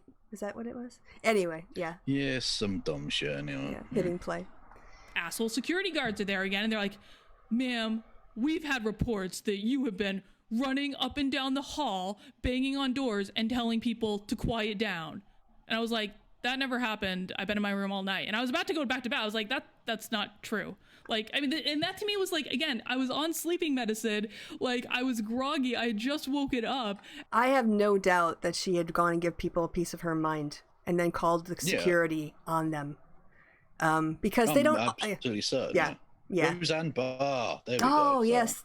Thank you. Yeah. Thank you. Okay. And it was one of those things that was like, yeah, that's blatant bullshit. Leave me alone. And they're like, no, ma'am, we have multiple reports. So you were dismissive? Mm-hmm. Yes. You were dismissive towards security who have multiple accusations of you harassing people? Yes. That, again, security, there are many things security don't react well to. Being talked down to and dismissed really annoys them. Yes. Because they've got like a serious job to do. So maybe don't be pricks. Also, I mean, when, you know... just a thought for future. Can let's make this a teaching experience for you, Carolyn. I don't believe that the security people were just like, hey, let's wait till 11 o'clock at night and then go fuck with her and get all this hassle. That's what we really want to do. Sorry. You've already said you lied, and you've shown yourself to be a liar in other parts of your story. So when other people say, and you're complaining about these kids and running up and down the hall for hours, we're not supposed to believe that you didn't open up your door and yell at them or even like walk over and complain? I don't believe it. I just don't. Yeah, I don't believe it for a second.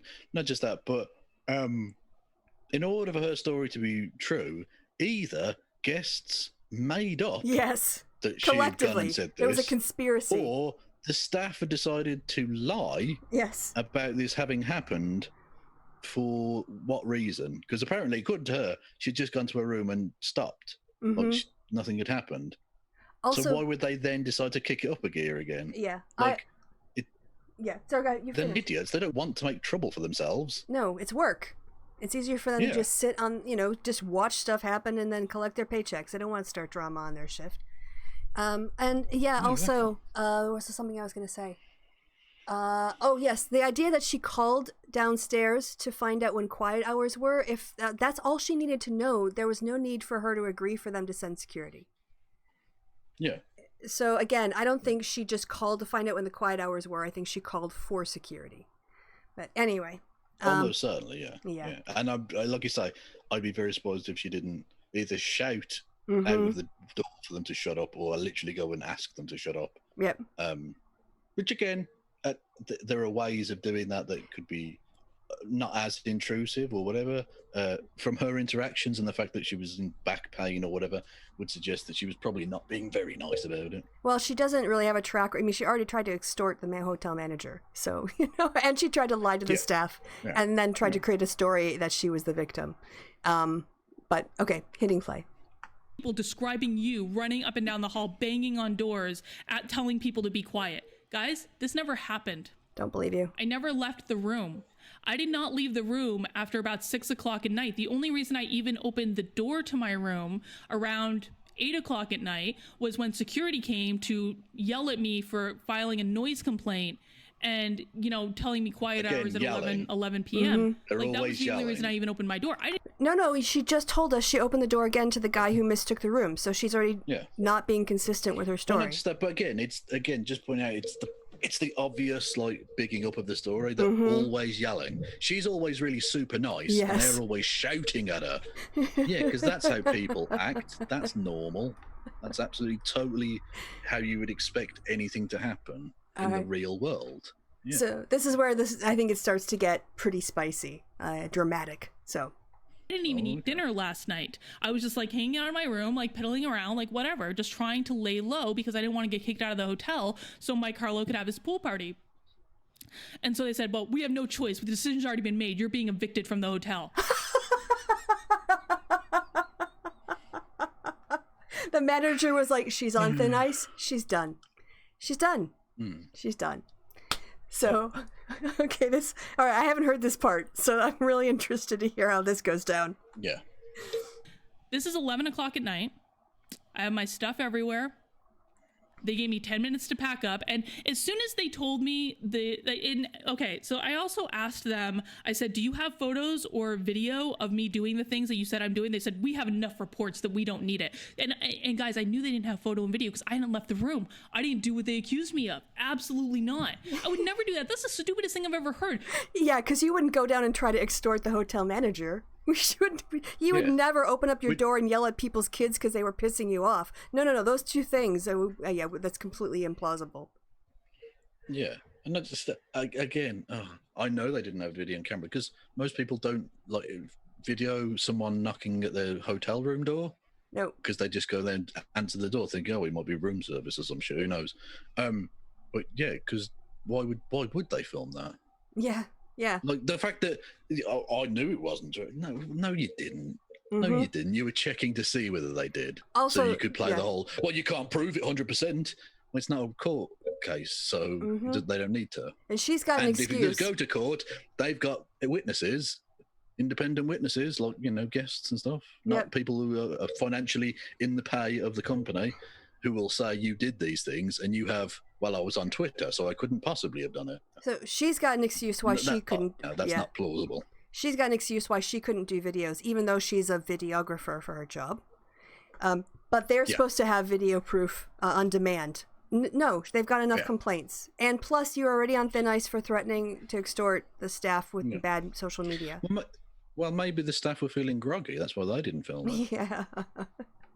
Who knows? Hitting more crying. So here we go. Why would a woman traveling and staying in, I'm sorry, like a really shitty hotel be banging on the doors of other guests? I can't imagine. Hang on. Why would a woman be doing this? Keep your identity politics out of the situation. Yeah. It's not necessary. You fucking SJW snowflake. Why would a woman unprovoked go and start a confrontation with a manager because she felt like she was being treated rudely? We're not, you started it before. You already instigated a confrontation. Yeah. Why would a woman blatantly break the rules, admit to breaking the rules, then try to extort a hotel? I'm just a meek and feeble woman. I couldn't possibly. My vagina is far too tender for these kind of activities. What are you talking about? All right. Hitting play.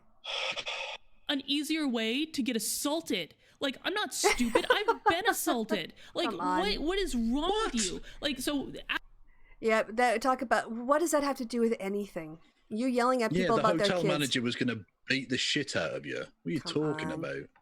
All right, let's get through this. Absolutely no reason that I would even do that. And anyone who knows me knows that is just... Oh, yeah, we need to go. Yeah, she's being ridiculous. So let's just get to where she gets kicked out. And then we can swap. Yeah. It's not my jam. My jam is complaining about the hotel and their shitty service after I leave. That is what I do. And so as soon as they told me what they were accusing me of, something clicked in my head and I was like, this is like, there's no way that I can, like, they're making this shit up. They're actually trying to frame me for this to kick me out of the hotel. Why would they kick me out of the hotel? Well, the only reason... They're trying to frame me. It's a stitch-up job. I'm nothing but I'm nothing but the fucking Inglewood's Patsy. Yeah, you're not a complete drama queen who's been nothing but trouble since you showed up on the property. No. They're trying to frame me. It must be because I support Trump. Throw your money at me, everyone. Throw your money at me. Oh I mean, what seems more likely, and again, it's as much of a conspiracy theory as hers, but at least it would make some semblance of fucking sense, would be that she purposely tried to get herself kicked out of this hotel. Yeah, to be a victim. So that she could do this and be, get those big victim boats. You know, and ironically, considering she's against identity politics, play on the natural emotions one has towards a single woman on their own in different part of the country, maybe in a vulnerable situation, homeless. Yeah. It's pretty blatant what she's doing here. It's pretty cynical. Yeah. Hey, G. Jones, this is someone who's appearing at Myth Informed, and she was the one who went on Dave Rubin to talk about cancel culture in the knitting community, and then made that really awkward PragerU video where she lied about her interaction, and Kevin totally exposed her because her story and her blog was complete. Because she doesn't have form for lying about shit. We only watched her do it on PragerU. Yeah, she's the ultimate. She's the peak leaving the left. Yes. Yes. Yeah. All right. It's ridiculous, but anyway, yeah. Yeah, hitting play. Is that they didn't like this. Yeah, the most Republican area in the state of Wisconsin was going to throw you out over your mega mask because they don't have Republicans walking in and out of there basically as their core business base. That's who goes to that hotel in that county. So she is so full of shit. Yeah, exactly. Yeah, that's... Yeah, what they want to do, that company, is alienate the locals. That can only be very, very good for their business, clearly. Yeah. Like, what are you talking about?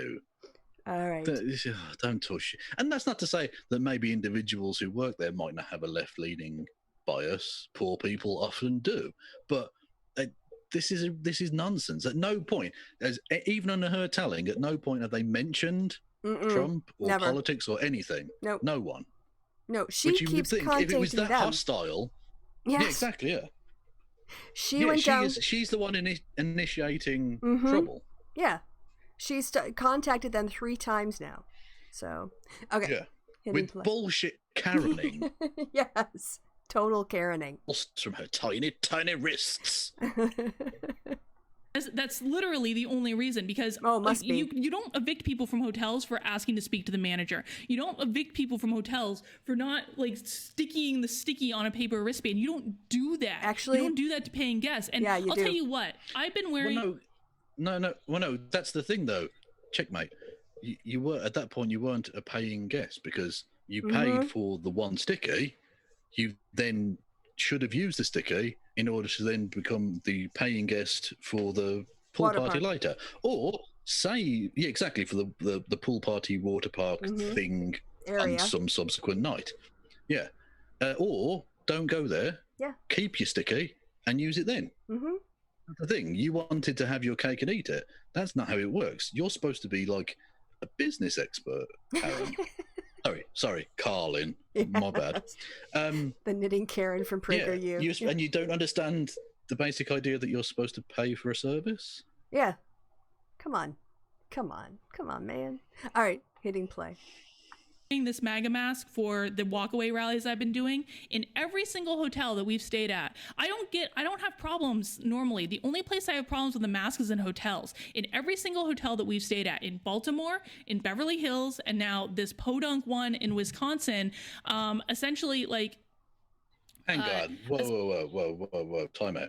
So what you'll notice, Carolyn, is that the common denominator in all of these bad experiences of you in hotels is you. Yep.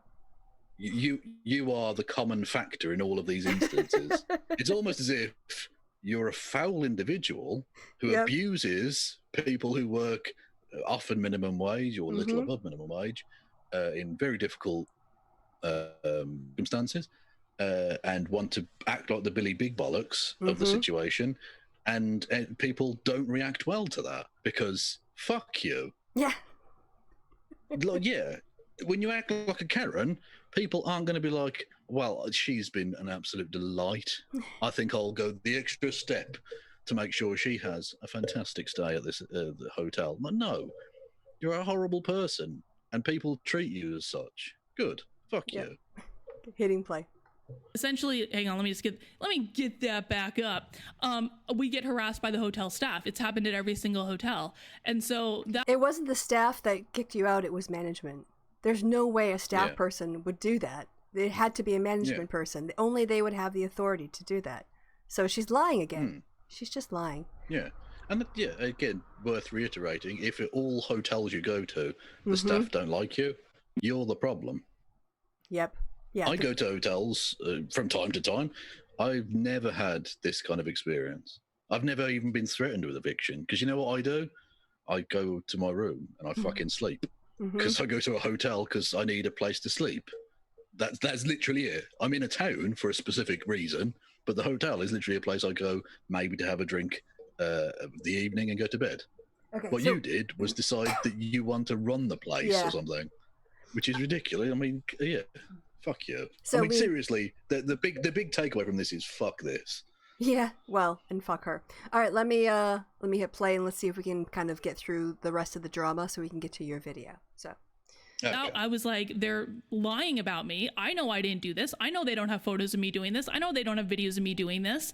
And so I just like, I basically shut the door. I called Mike Harlow because I'd actually been trying to call Mike for, like, I had something else to tell him, and I kind of had like woken up at some point. I was like, this twat. I guess they're basically on the phone all the time together. I don't know. I don't even know who Mike Harlow is. Yeah. But I don't know either, but apparently he's the most important person in the world or something. Mm. all right, hitting play. and I had like an epiphany, and I was like, oh, Mikey Harlow needs to hear about this. So I kind of like called him while I was still half asleep at some point. But I called him back. Or like he called me back or something. Like as this has just happened, I pick up the phone. I was like, "You're not gonna fucking believe this. I'm literally getting evicted from the hotel." And so at this point, I'm like trying to pack my shit. Mikey Harlow is on the phone with me, going, "What the hell is going on, Carlin? What is going on?" I'm like, "Dude, I don't know. I'm half groggy from this sleeping medication. I'm just trying to get all of my shit packed up so I can get out of this hotel because they're trying to frame me for something I didn't do." And so you can see Mikey actually posted about this on Facebook as it was happening. Mikey was great, by the way. Mikey actually stayed on the phone with me. So essentially I got all my shit and I was like, you know what? The easiest thing to do is just comply with these people because obviously they want you gone from this hotel. So fighting with them or pointing out that they're fucking lying liars is not going to do shit, right? So just comply with what they're saying, get the F out of the hotel, call the conference organizers, get into a new hotel, go to bed. That was what I was trying to do. So I get all my shit, I go leave the hotel, I stand right outside the entrance where it's light and where the security people, if they actually cared about doing their jobs, they also had the sheriff there, by the way. A lot of you guys said, call the police. They had the sheriff there to arrest me if I didn't go quietly or some such shit. So I was like, I'm standing here where it's light. So Well, no, but that's not an issue, is it, Carolyn? Because as we know, your superpower is evading arrest because they put the cuffs on you. Poof, gone. The wrists. The tiny wrists. You can't handcuff these wrists. someone can see me if I get fucking assaulted in the middle of the night in Milwaukee, standing No, outside it's not Milwaukee, it's Pewaukee, it's Waukesha County, you dumb fuck. You're not in Milwaukee County. You're not even in the city of Milwaukee. You just said you're in the middle of nowhere. God, you're stupid. Yeah. Which you would think she would know if the Waukesha police turned up. Yeah, you are in As she mega claims. country. You are in whiteist, sort of bourgeois, suburban Trump voting parts of Wisconsin. This isn't Milwaukee, you racist fuck. These are MAGA people throwing you out. Shut your mouth. Yeah. Okay, hitting play. Shitty hotel. So that was my plan, and I had Mikey Harlow on the phone with me the whole time, and Because I can't do anything by myself because I'm a girl. Fuck. Just Exactly. grow up. Like, take care of your own But problems. it's all the estrogen. That's the problem. It's literally like, It gets in your way of actually like ringing up another hotel and ordering a cab. yeah. You can't do it because I'm a lady. Yeah, you know what? I when I went to India a couple years back, I was there for like 10 days or 14 days. I got a hotel for the first 3 days, and then I didn't book any farther in advance because I didn't know what I was going to do. So what I did was I got on Expedia.com or lastminute.com, and I found a place, and then I got a taxi. It's not that fucking hard. Seriously, you don't need Well, that's India, which is a built-up, big place with lots of infrastructure, whereas America, it's like a third world country. You'd have to get like some sort of camel train or something to one of the local shacks. Yes. I don't know exactly how it works, but apparently there are no other hotels in the whole of America. I mean, she could And be out. no cab company No. she could ring or anything. No. I mean, it is. I can see where she'd be out in the middle of nowhere, but they do run cabs. There are cab services. Yeah. So I mean, she got there in the And first place. you're earning okay. Like if it costs a little bit extra to ring a cab from, I don't know where the nearest town would be. Yeah, depends. if I'm it not sure. saves you being assaulted. And also, well, you're not going to be assaulted With a outside of a sheriff. fucking hotel in the light. Yes, Yeah, with a what are you sheriff right I there. mean, exactly. You're white. You're white, so the sheriff's not even going to attack you. If you were black, you were in very significant danger. But you're a white person, so you're fine. Yeah. You're okay, Karen. Okay, hitting play. At some point, like I had to call the conference organizer to tell him what was going on because he had booked like a whole bunch of conference guests at this hotel, and he was great. I mean, I have to really say the Better Discourse conference guys, like, I mean, thank you. Like they were so nice. They got me into a hotel immediately. They sent someone to pick me up, but he was like half an hour away, so I had half an hour to wait outside with no one protecting me. You're in fucking Milwaukee. You don't need protection. You said at the beginning of the video you were in the middle of nowhere. You were in the... What is this bullshit? No, Waukesha County is known for its rapists. They're everywhere, Krista. Seriously, Don't be silly.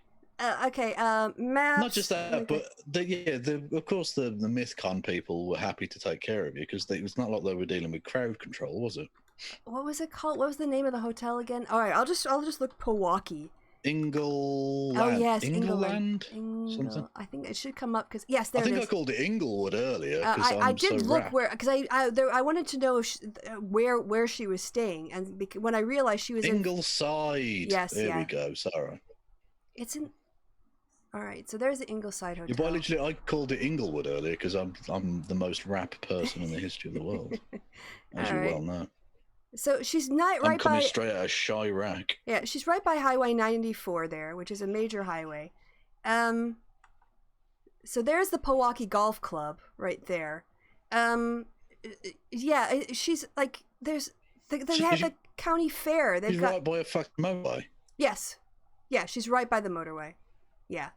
And she's worried. So she's probably all right then. So let's show you where Milwaukee is. She wants to blame this on Milwaukee, right? She wants to say, "Oh, I was in such danger because I was, in Milwaukee." That's not even. That's the Milwaukee County Zoo. This is Milwaukee, right? She is. So she's nowhere near. No, that's Waukesha. That's Milwaukee. She's like, there's Pewaukee. That's where she was. There's a place called Wales. Cool.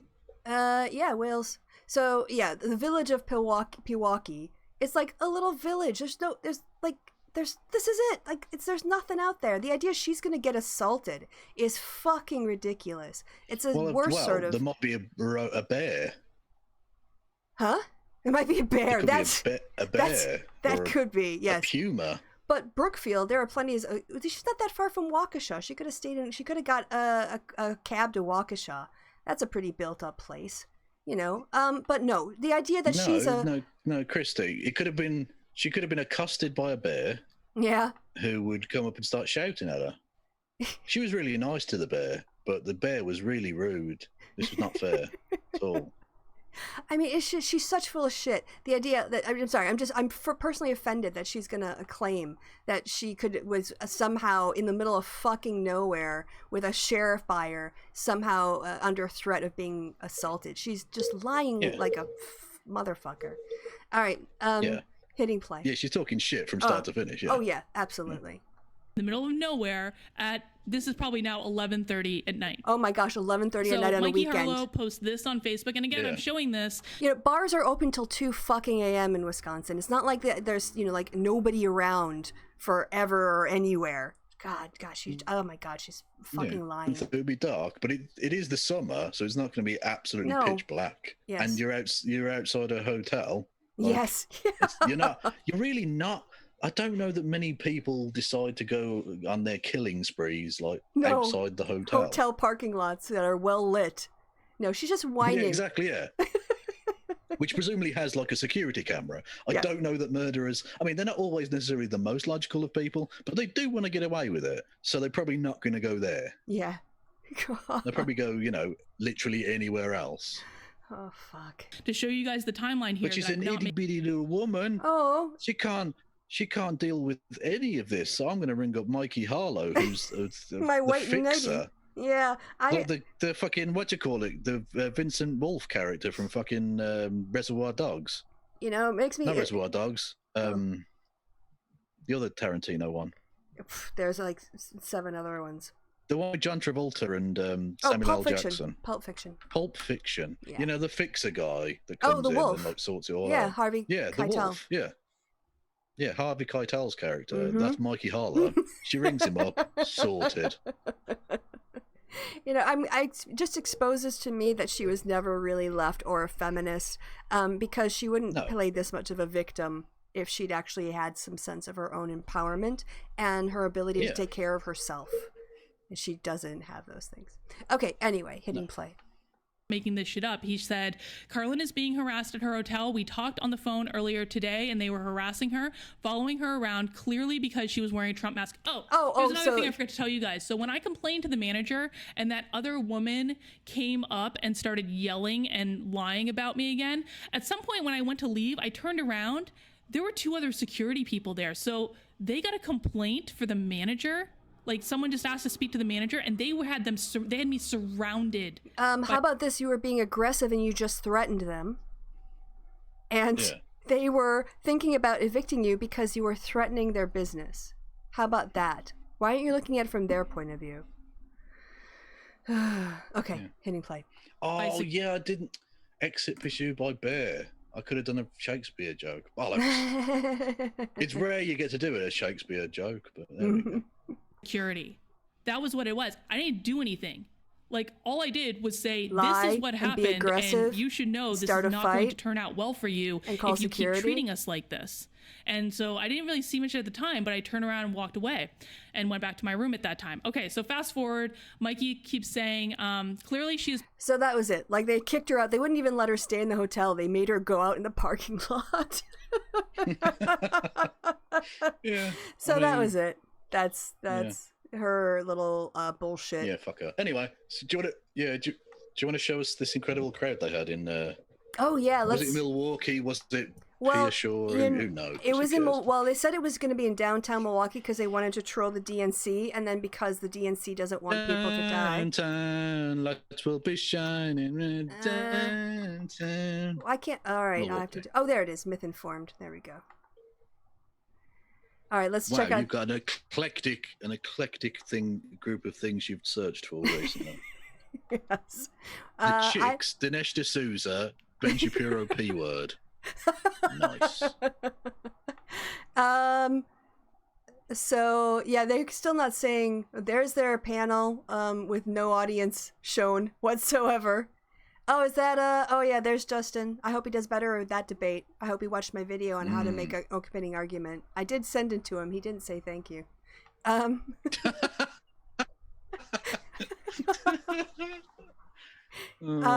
here we go. Oh, there you go. Hang on, crowd. Yeah, this guy's not wearing a mask. To be fair, there are 4 people there. I think those are the 4 people that are there to carry around David Silverman's ego. I think so. Yes. Because it's big enough, yeah. And it's that's his little trail. Also, I checked. It doesn't appear that at least half the audience are wearing a mask. Like this guy, totally not wearing a mask. This person, I also think, not wearing a mask. Well, many of them will die then, probably. Possibly. I mean, if they get sick. Oh, here's the only shot of the crowd I've seen so far, because that's all the pictures they've done. Just 3. So I can't tell. Wearing a mask, not wearing a mask. Wearing a mask, not wearing a mask. So. Yeah. That's as far as I can see. This is their crowd. Did they sell their 100 tickets in the end? No, they were still selling it yesterday. They were still selling tickets yesterday. Ugh. It's so pathetic. Ouch. And of course, they won't. I wish somebody who was there would. No, that was it. Like that was it. That's absolutely the only crowd picture. There are more people on the panel than in the audience, as far as There are literally not even dozens of us. So, yep. That's it. Like, that was a crowd shot. That was it. That's all they've done. And then their usual crap that they put out all the time. But yeah, pretty funny. So that's my stuff done. You want to go ahead and? Yeah. All right. Okey-doke. I will let me screen share with sound. Oh, wait! Don't do it too quick. I have to find. Oh, I have to stop sharing first. That would help. And then I have to move my screen over. No, you did it too fast. Undo it. I can't drag No, the for screen. God's sake. I can't drag the screen. That's why I told you. Okay, now It's we just can. like Carolyn Borisenko. You women can't do anything. Oh, I need to call a man. Ah. Oh yeah. So Anyway, you were talking about people on the left being hypersensitive. Yeah, well, not just people on the left. It's the edgy boy people. Oh, right, But like be Sandra they Hall. rightists or leftists, and be they questionable as to exactly where they are. They're very, very sensitive. Okay. They're very sensitive. So I was sent this. I don't watch Vosh's stuff because fuck him. But well, I don't watch more. I watch the occasional debate. Okay. Because some of those can be essentially they're like slightly better versions of internet. No, what do they call it? IBS. Oh, okay. Internet blood sports. Okay. Yeah. Anyway, so someone sent me this, and it's a clip of him referencing a person that we both know very well. You more than me. And the crowd listening to this, if you're fans of this show, you'll definitely have heard this person as well. Yeah, he's taking a question from the chat. Hopefully the audio's okay. Let's turn it up a little bit. Okay. Can we briefly talk about Kristi Winter's weird tweets at Shoehead? I don't want to give that bitch any attention. She's fucking crazy, dude. Yeah. I'm not the one being. Go ahead. So not just that he disagrees with you, you're crazy. Yeah, he's not because he's not been caught up for misogyny and transphobia and all kinds of shit in the past. I'm the one who's problematic, right? See, again, this whole thing, like, I make a little tweet to Shu and they flip their shit. Shu makes a video attacking me. I just have to deal with it. Fuck these people. Yeah. Not just that, but if you make one tweet criticizing Shu, you're dividing the left. Yes. Whereas if she makes a million videos sucking Donald Trump's dick, that's fine. I mean, I'm not saying she has done that. I'm just saying these people are prepared because of the platform, because of the clout, to give her a free pass to do anything. Yes. She called me the wine ant. That is what is referencing. Dumb motherfuckers. It's a clapback. Yes, it is. Yeah. My candidate is going to the White House. Ha ha. That was it. It was one tweet. It was one fucking tweet. I didn't make a video about her. But it's great. Anyway. I love it. I love it every time I think about it. I was like, I think about how sad she is, and then it makes me smile. So, yeah. So, indeed, enjoy the moment. Enjoy the moment. So, Bosh, not it's therefore it's okay to criticize people on the left. It's fine, not a problem, right? Yep. Always. We'll see. If every liberal was Kristi Winters, I would be every bit as myopically anti-lib to the exclusion of all else as your average online lefty. I don't even know what he means by that. Angie speaks in Peter Conference. I think that's referencing something else before, but we'll just go back. Just hang on. Okay, so yeah. Of their arguments. Can we briefly talk about Kristi Winters' weird? Lose my fucking mind over it. But that's because I don't have this Peter Coffiner still to the exclusion of all else as your average online lefty. Have you seen Angie Speaks and Peter Coffiner still mauling about you? That's fine. Do you know why these people get so angry with me? That's the main reason why. I see people online all the time, even people who are on the left who I disagree with, and I don't lose my fucking mind over it. But that's because I don't have this tiny, itchy little bit of cognitive dissonance rotting away at the inside of my brain. Wow. I don't look at their takes and get uncomfortable because I know I'm being challenged in a way I can't really respond. That's so.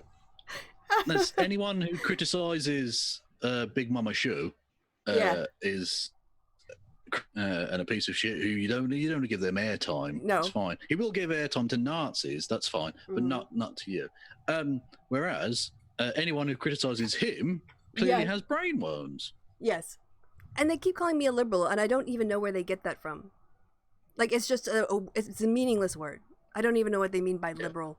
It's just their dirty word for somebody to the right of me. Because, I mean, yeah. This is their world, their echo chamber. Says the man who rants about pancakes from Sean House. Oh, okay. Yeah. Sorry, yeah. That was basically it. That was the clip I had. I'm glad I annoy him. I'm glad my existence is annoying. Yeah, exactly, yeah. Rent free. Yeah, because we only have him on the show when he deserves to be called out, and we're calling out people on the left. Yeah. He does it. but other people can't. Yeah, exactly. Yeah, yeah. It's fine for him to have a go at you, Mm-hmm. but it's no okay for you to go at Shu or anyone to attack him in any way whatsoever. And literally, it just said something like "Dear Shu," something, and then like from something from the Wine Ants, and a smiley face, a winky face, and then Kamala dancing. That was it, and they are all just losing their shit. It didn't have a Pepe meme in it, so it's not proper leftism. Trajan says, I talked shit about him on Twitter, and he did like 3 streams calling me the prime woke scold. Oh, God, and misgendering you. Who? This is who Trajan said that? in the chat. Vosh. Okay. Jesus. No, who's the person they're talking to? Yeah, Sorry. Trajan. He's in the chat right Okay. now. I can go ahead and I'll just show that message because that's fine. I don't even know why that got flagged. Show. Well, I've on screen shared it. Oh, okay. You can't see. I keep the chat up. I drag them over. They complain about vertigo when I do that. All right, now I have to find the screen. A better place called Vertigo. You too. That's it. That's a show as far Not as Prime U2. I mean, U2. I can go through some of my bookmarks, but we've been going for a long time already. We were going for an exceeding long time. We've been going for 2 hours. So. Well, 2 hours. That's we barely started some shows. Yeah, but I got more minute to walk minute for you. Oh, okay. Well, yeah. Fuck these plebs then. Let's watch some fun. Yeah, so this is a pretty light show. It's mostly just drama. Which occasionally we have to do just drama to take a break from the fascism. And we're going to be watching Zardoz tomorrow. Yes. So, and I've paid for that. You're very welcome. Yeah, give money to Kevin and his. Oh, you can't. You have to go subscribe to him on Twitch. Is your monetization off completely now? This is a on video. YouTube, yes. Yeah. So, if you want to help Kevin on Twitch or PayPal or Patreon, throw money at me, and I'll dance for you, petty little bitch that I am. I can be bought. No, I'm only joking. But you can give me money if you want to. Okay. Yeah, so we're going to watch that Monday night. So we'll probably do a show like Wednesday or Thursday on it. While it's still fresh in our... The nightmare is fresh in our minds. Yes, Zardoz. Exactly. It's what people called for. And it was absolutely ridiculous in the trailer. The trailer, I have to say, sold it. Absolutely. Yeah. And having bought it earlier, the front, the poster for it looks like it has... And I don't know how else to describe this... a stone skull of Karl Marx, but with the beard on the front cover. Oh my gosh. And I don't know if that's the look they were going for. I don't think that's a political reference necessarily. It's just awful special effects, I think. I don't know what that's supposed to be, or what if that's Zardoz. I don't know. Yeah. So we're gonna suffer through that for your entertainment, and we'll see if we can follow up White Chicks with that. Will it be more or less racist than White Chicks? I hesitate to venture a guess at this point. It might be more misogynistic. Well, it's Sean Connery flick, so almost certainly. Yeah. I'd be surprised if there isn't at least some light sexual assault. Oh God, I hope not. Anyway, maybe I'll try to James Bond in a mankini. Yeah. Maybe if I have afterwards, I'll tweet about it or something. But otherwise, yeah, we'll do a show here. So, yeah, you guys. Oh, well, no, we will be doing a show. Trust me, I've paid for it. We're doing a fucking show. Yes. It's happening. Okay. I'm getting my money's worth. But yeah. Okay. And I suppose I'll have to host again, won't I? Because I'm going to have to get the screenshots. Fuck's sake. You have to watch it at least next twice. time, choose a film that's available in Germany, for fuck's sake. More pubes in that movie? Oh, don't tell us that. Don't tell us that. All right. There are more pubes in that movie. Well, it was like the 70s, right? So it was au naturel. But why are the genitals on display? Well, it might just be like, low-cut mankinis. Oh, well, yeah, but that's a glory trail rather than a pubis. Okay, Kevin has There's a line. Distinct difference, people. Exactly. One is indecent, the other tintillating. What is that? Well, it's scintillating and titillating at the same time. Oh, is what I was going for. Sean Connery is all pubic hair. Oh, I haven't shared with you yet. He is. I'm sorry. He is. I did. He's like a furball from a cat, but made out of pubes. And on that mental image. Yes. What did you not share with me? Sorry, what? Sorry, I wanted to share with you so you could see the chat. That was it. Oh, well, I was looking at my Twitch chat. Apologies. Sean Connery's all pubic hair. I could say something. Okay. So thank you guys for stopping by. Appreciate you visiting the liberal zone, whatever that means. And don't forget, death to heterosexuality. Yeah, I mean, we're only on here. That's the takeaway from this. Yeah, we're only on here dragging fascists and bigotry on the left on the regular. But apparently, I'm a liberal. Okay. All right. Anyway. No, you're not just a liberal. You're crazy. Yeah. Whereas Vosh, who has regular meltdowns for which he has to apologise yes. all the time, he's totes stable, yo. And then, by the way, nothing wrong with being unstable. One has a touch of it oneself, but you know, maybe if the pot is kettle. The pot is kettle. Oh God, Kev. The discourse hasn't gotten better. I'm still shit. Anyway, if the pot is black, don't get calling the kettle a butter knife through butter. Yes. Don't be a hypocrite is what I'm suggesting. All right. And tonight's episode was brought to you as always by Matt Hummels. And what was the other? Oh, the Hummels dolls. Matt's. His name is Matt. Yes, with a Z at the back. No, not with the Z. Isn't it? Is it with an S? It's an S, yeah. Mats. All right. Matt's Hummels and Hummels figurines. Yeah. Exactly. Hummels with a Z, though. Just to fuck you up. Yeah. All right. Well, everyone, stay safe, stay COVID-free, wash your hands, don't touch your face, wear a mask. And we will see you after we have suffered through Zardoz. Goodbye from me, and goodbye from the Kevster. Say goodbye, Kevster. Goodbye, Kevster. Yeah, there you did your nickname. Cool. I did. Indeed.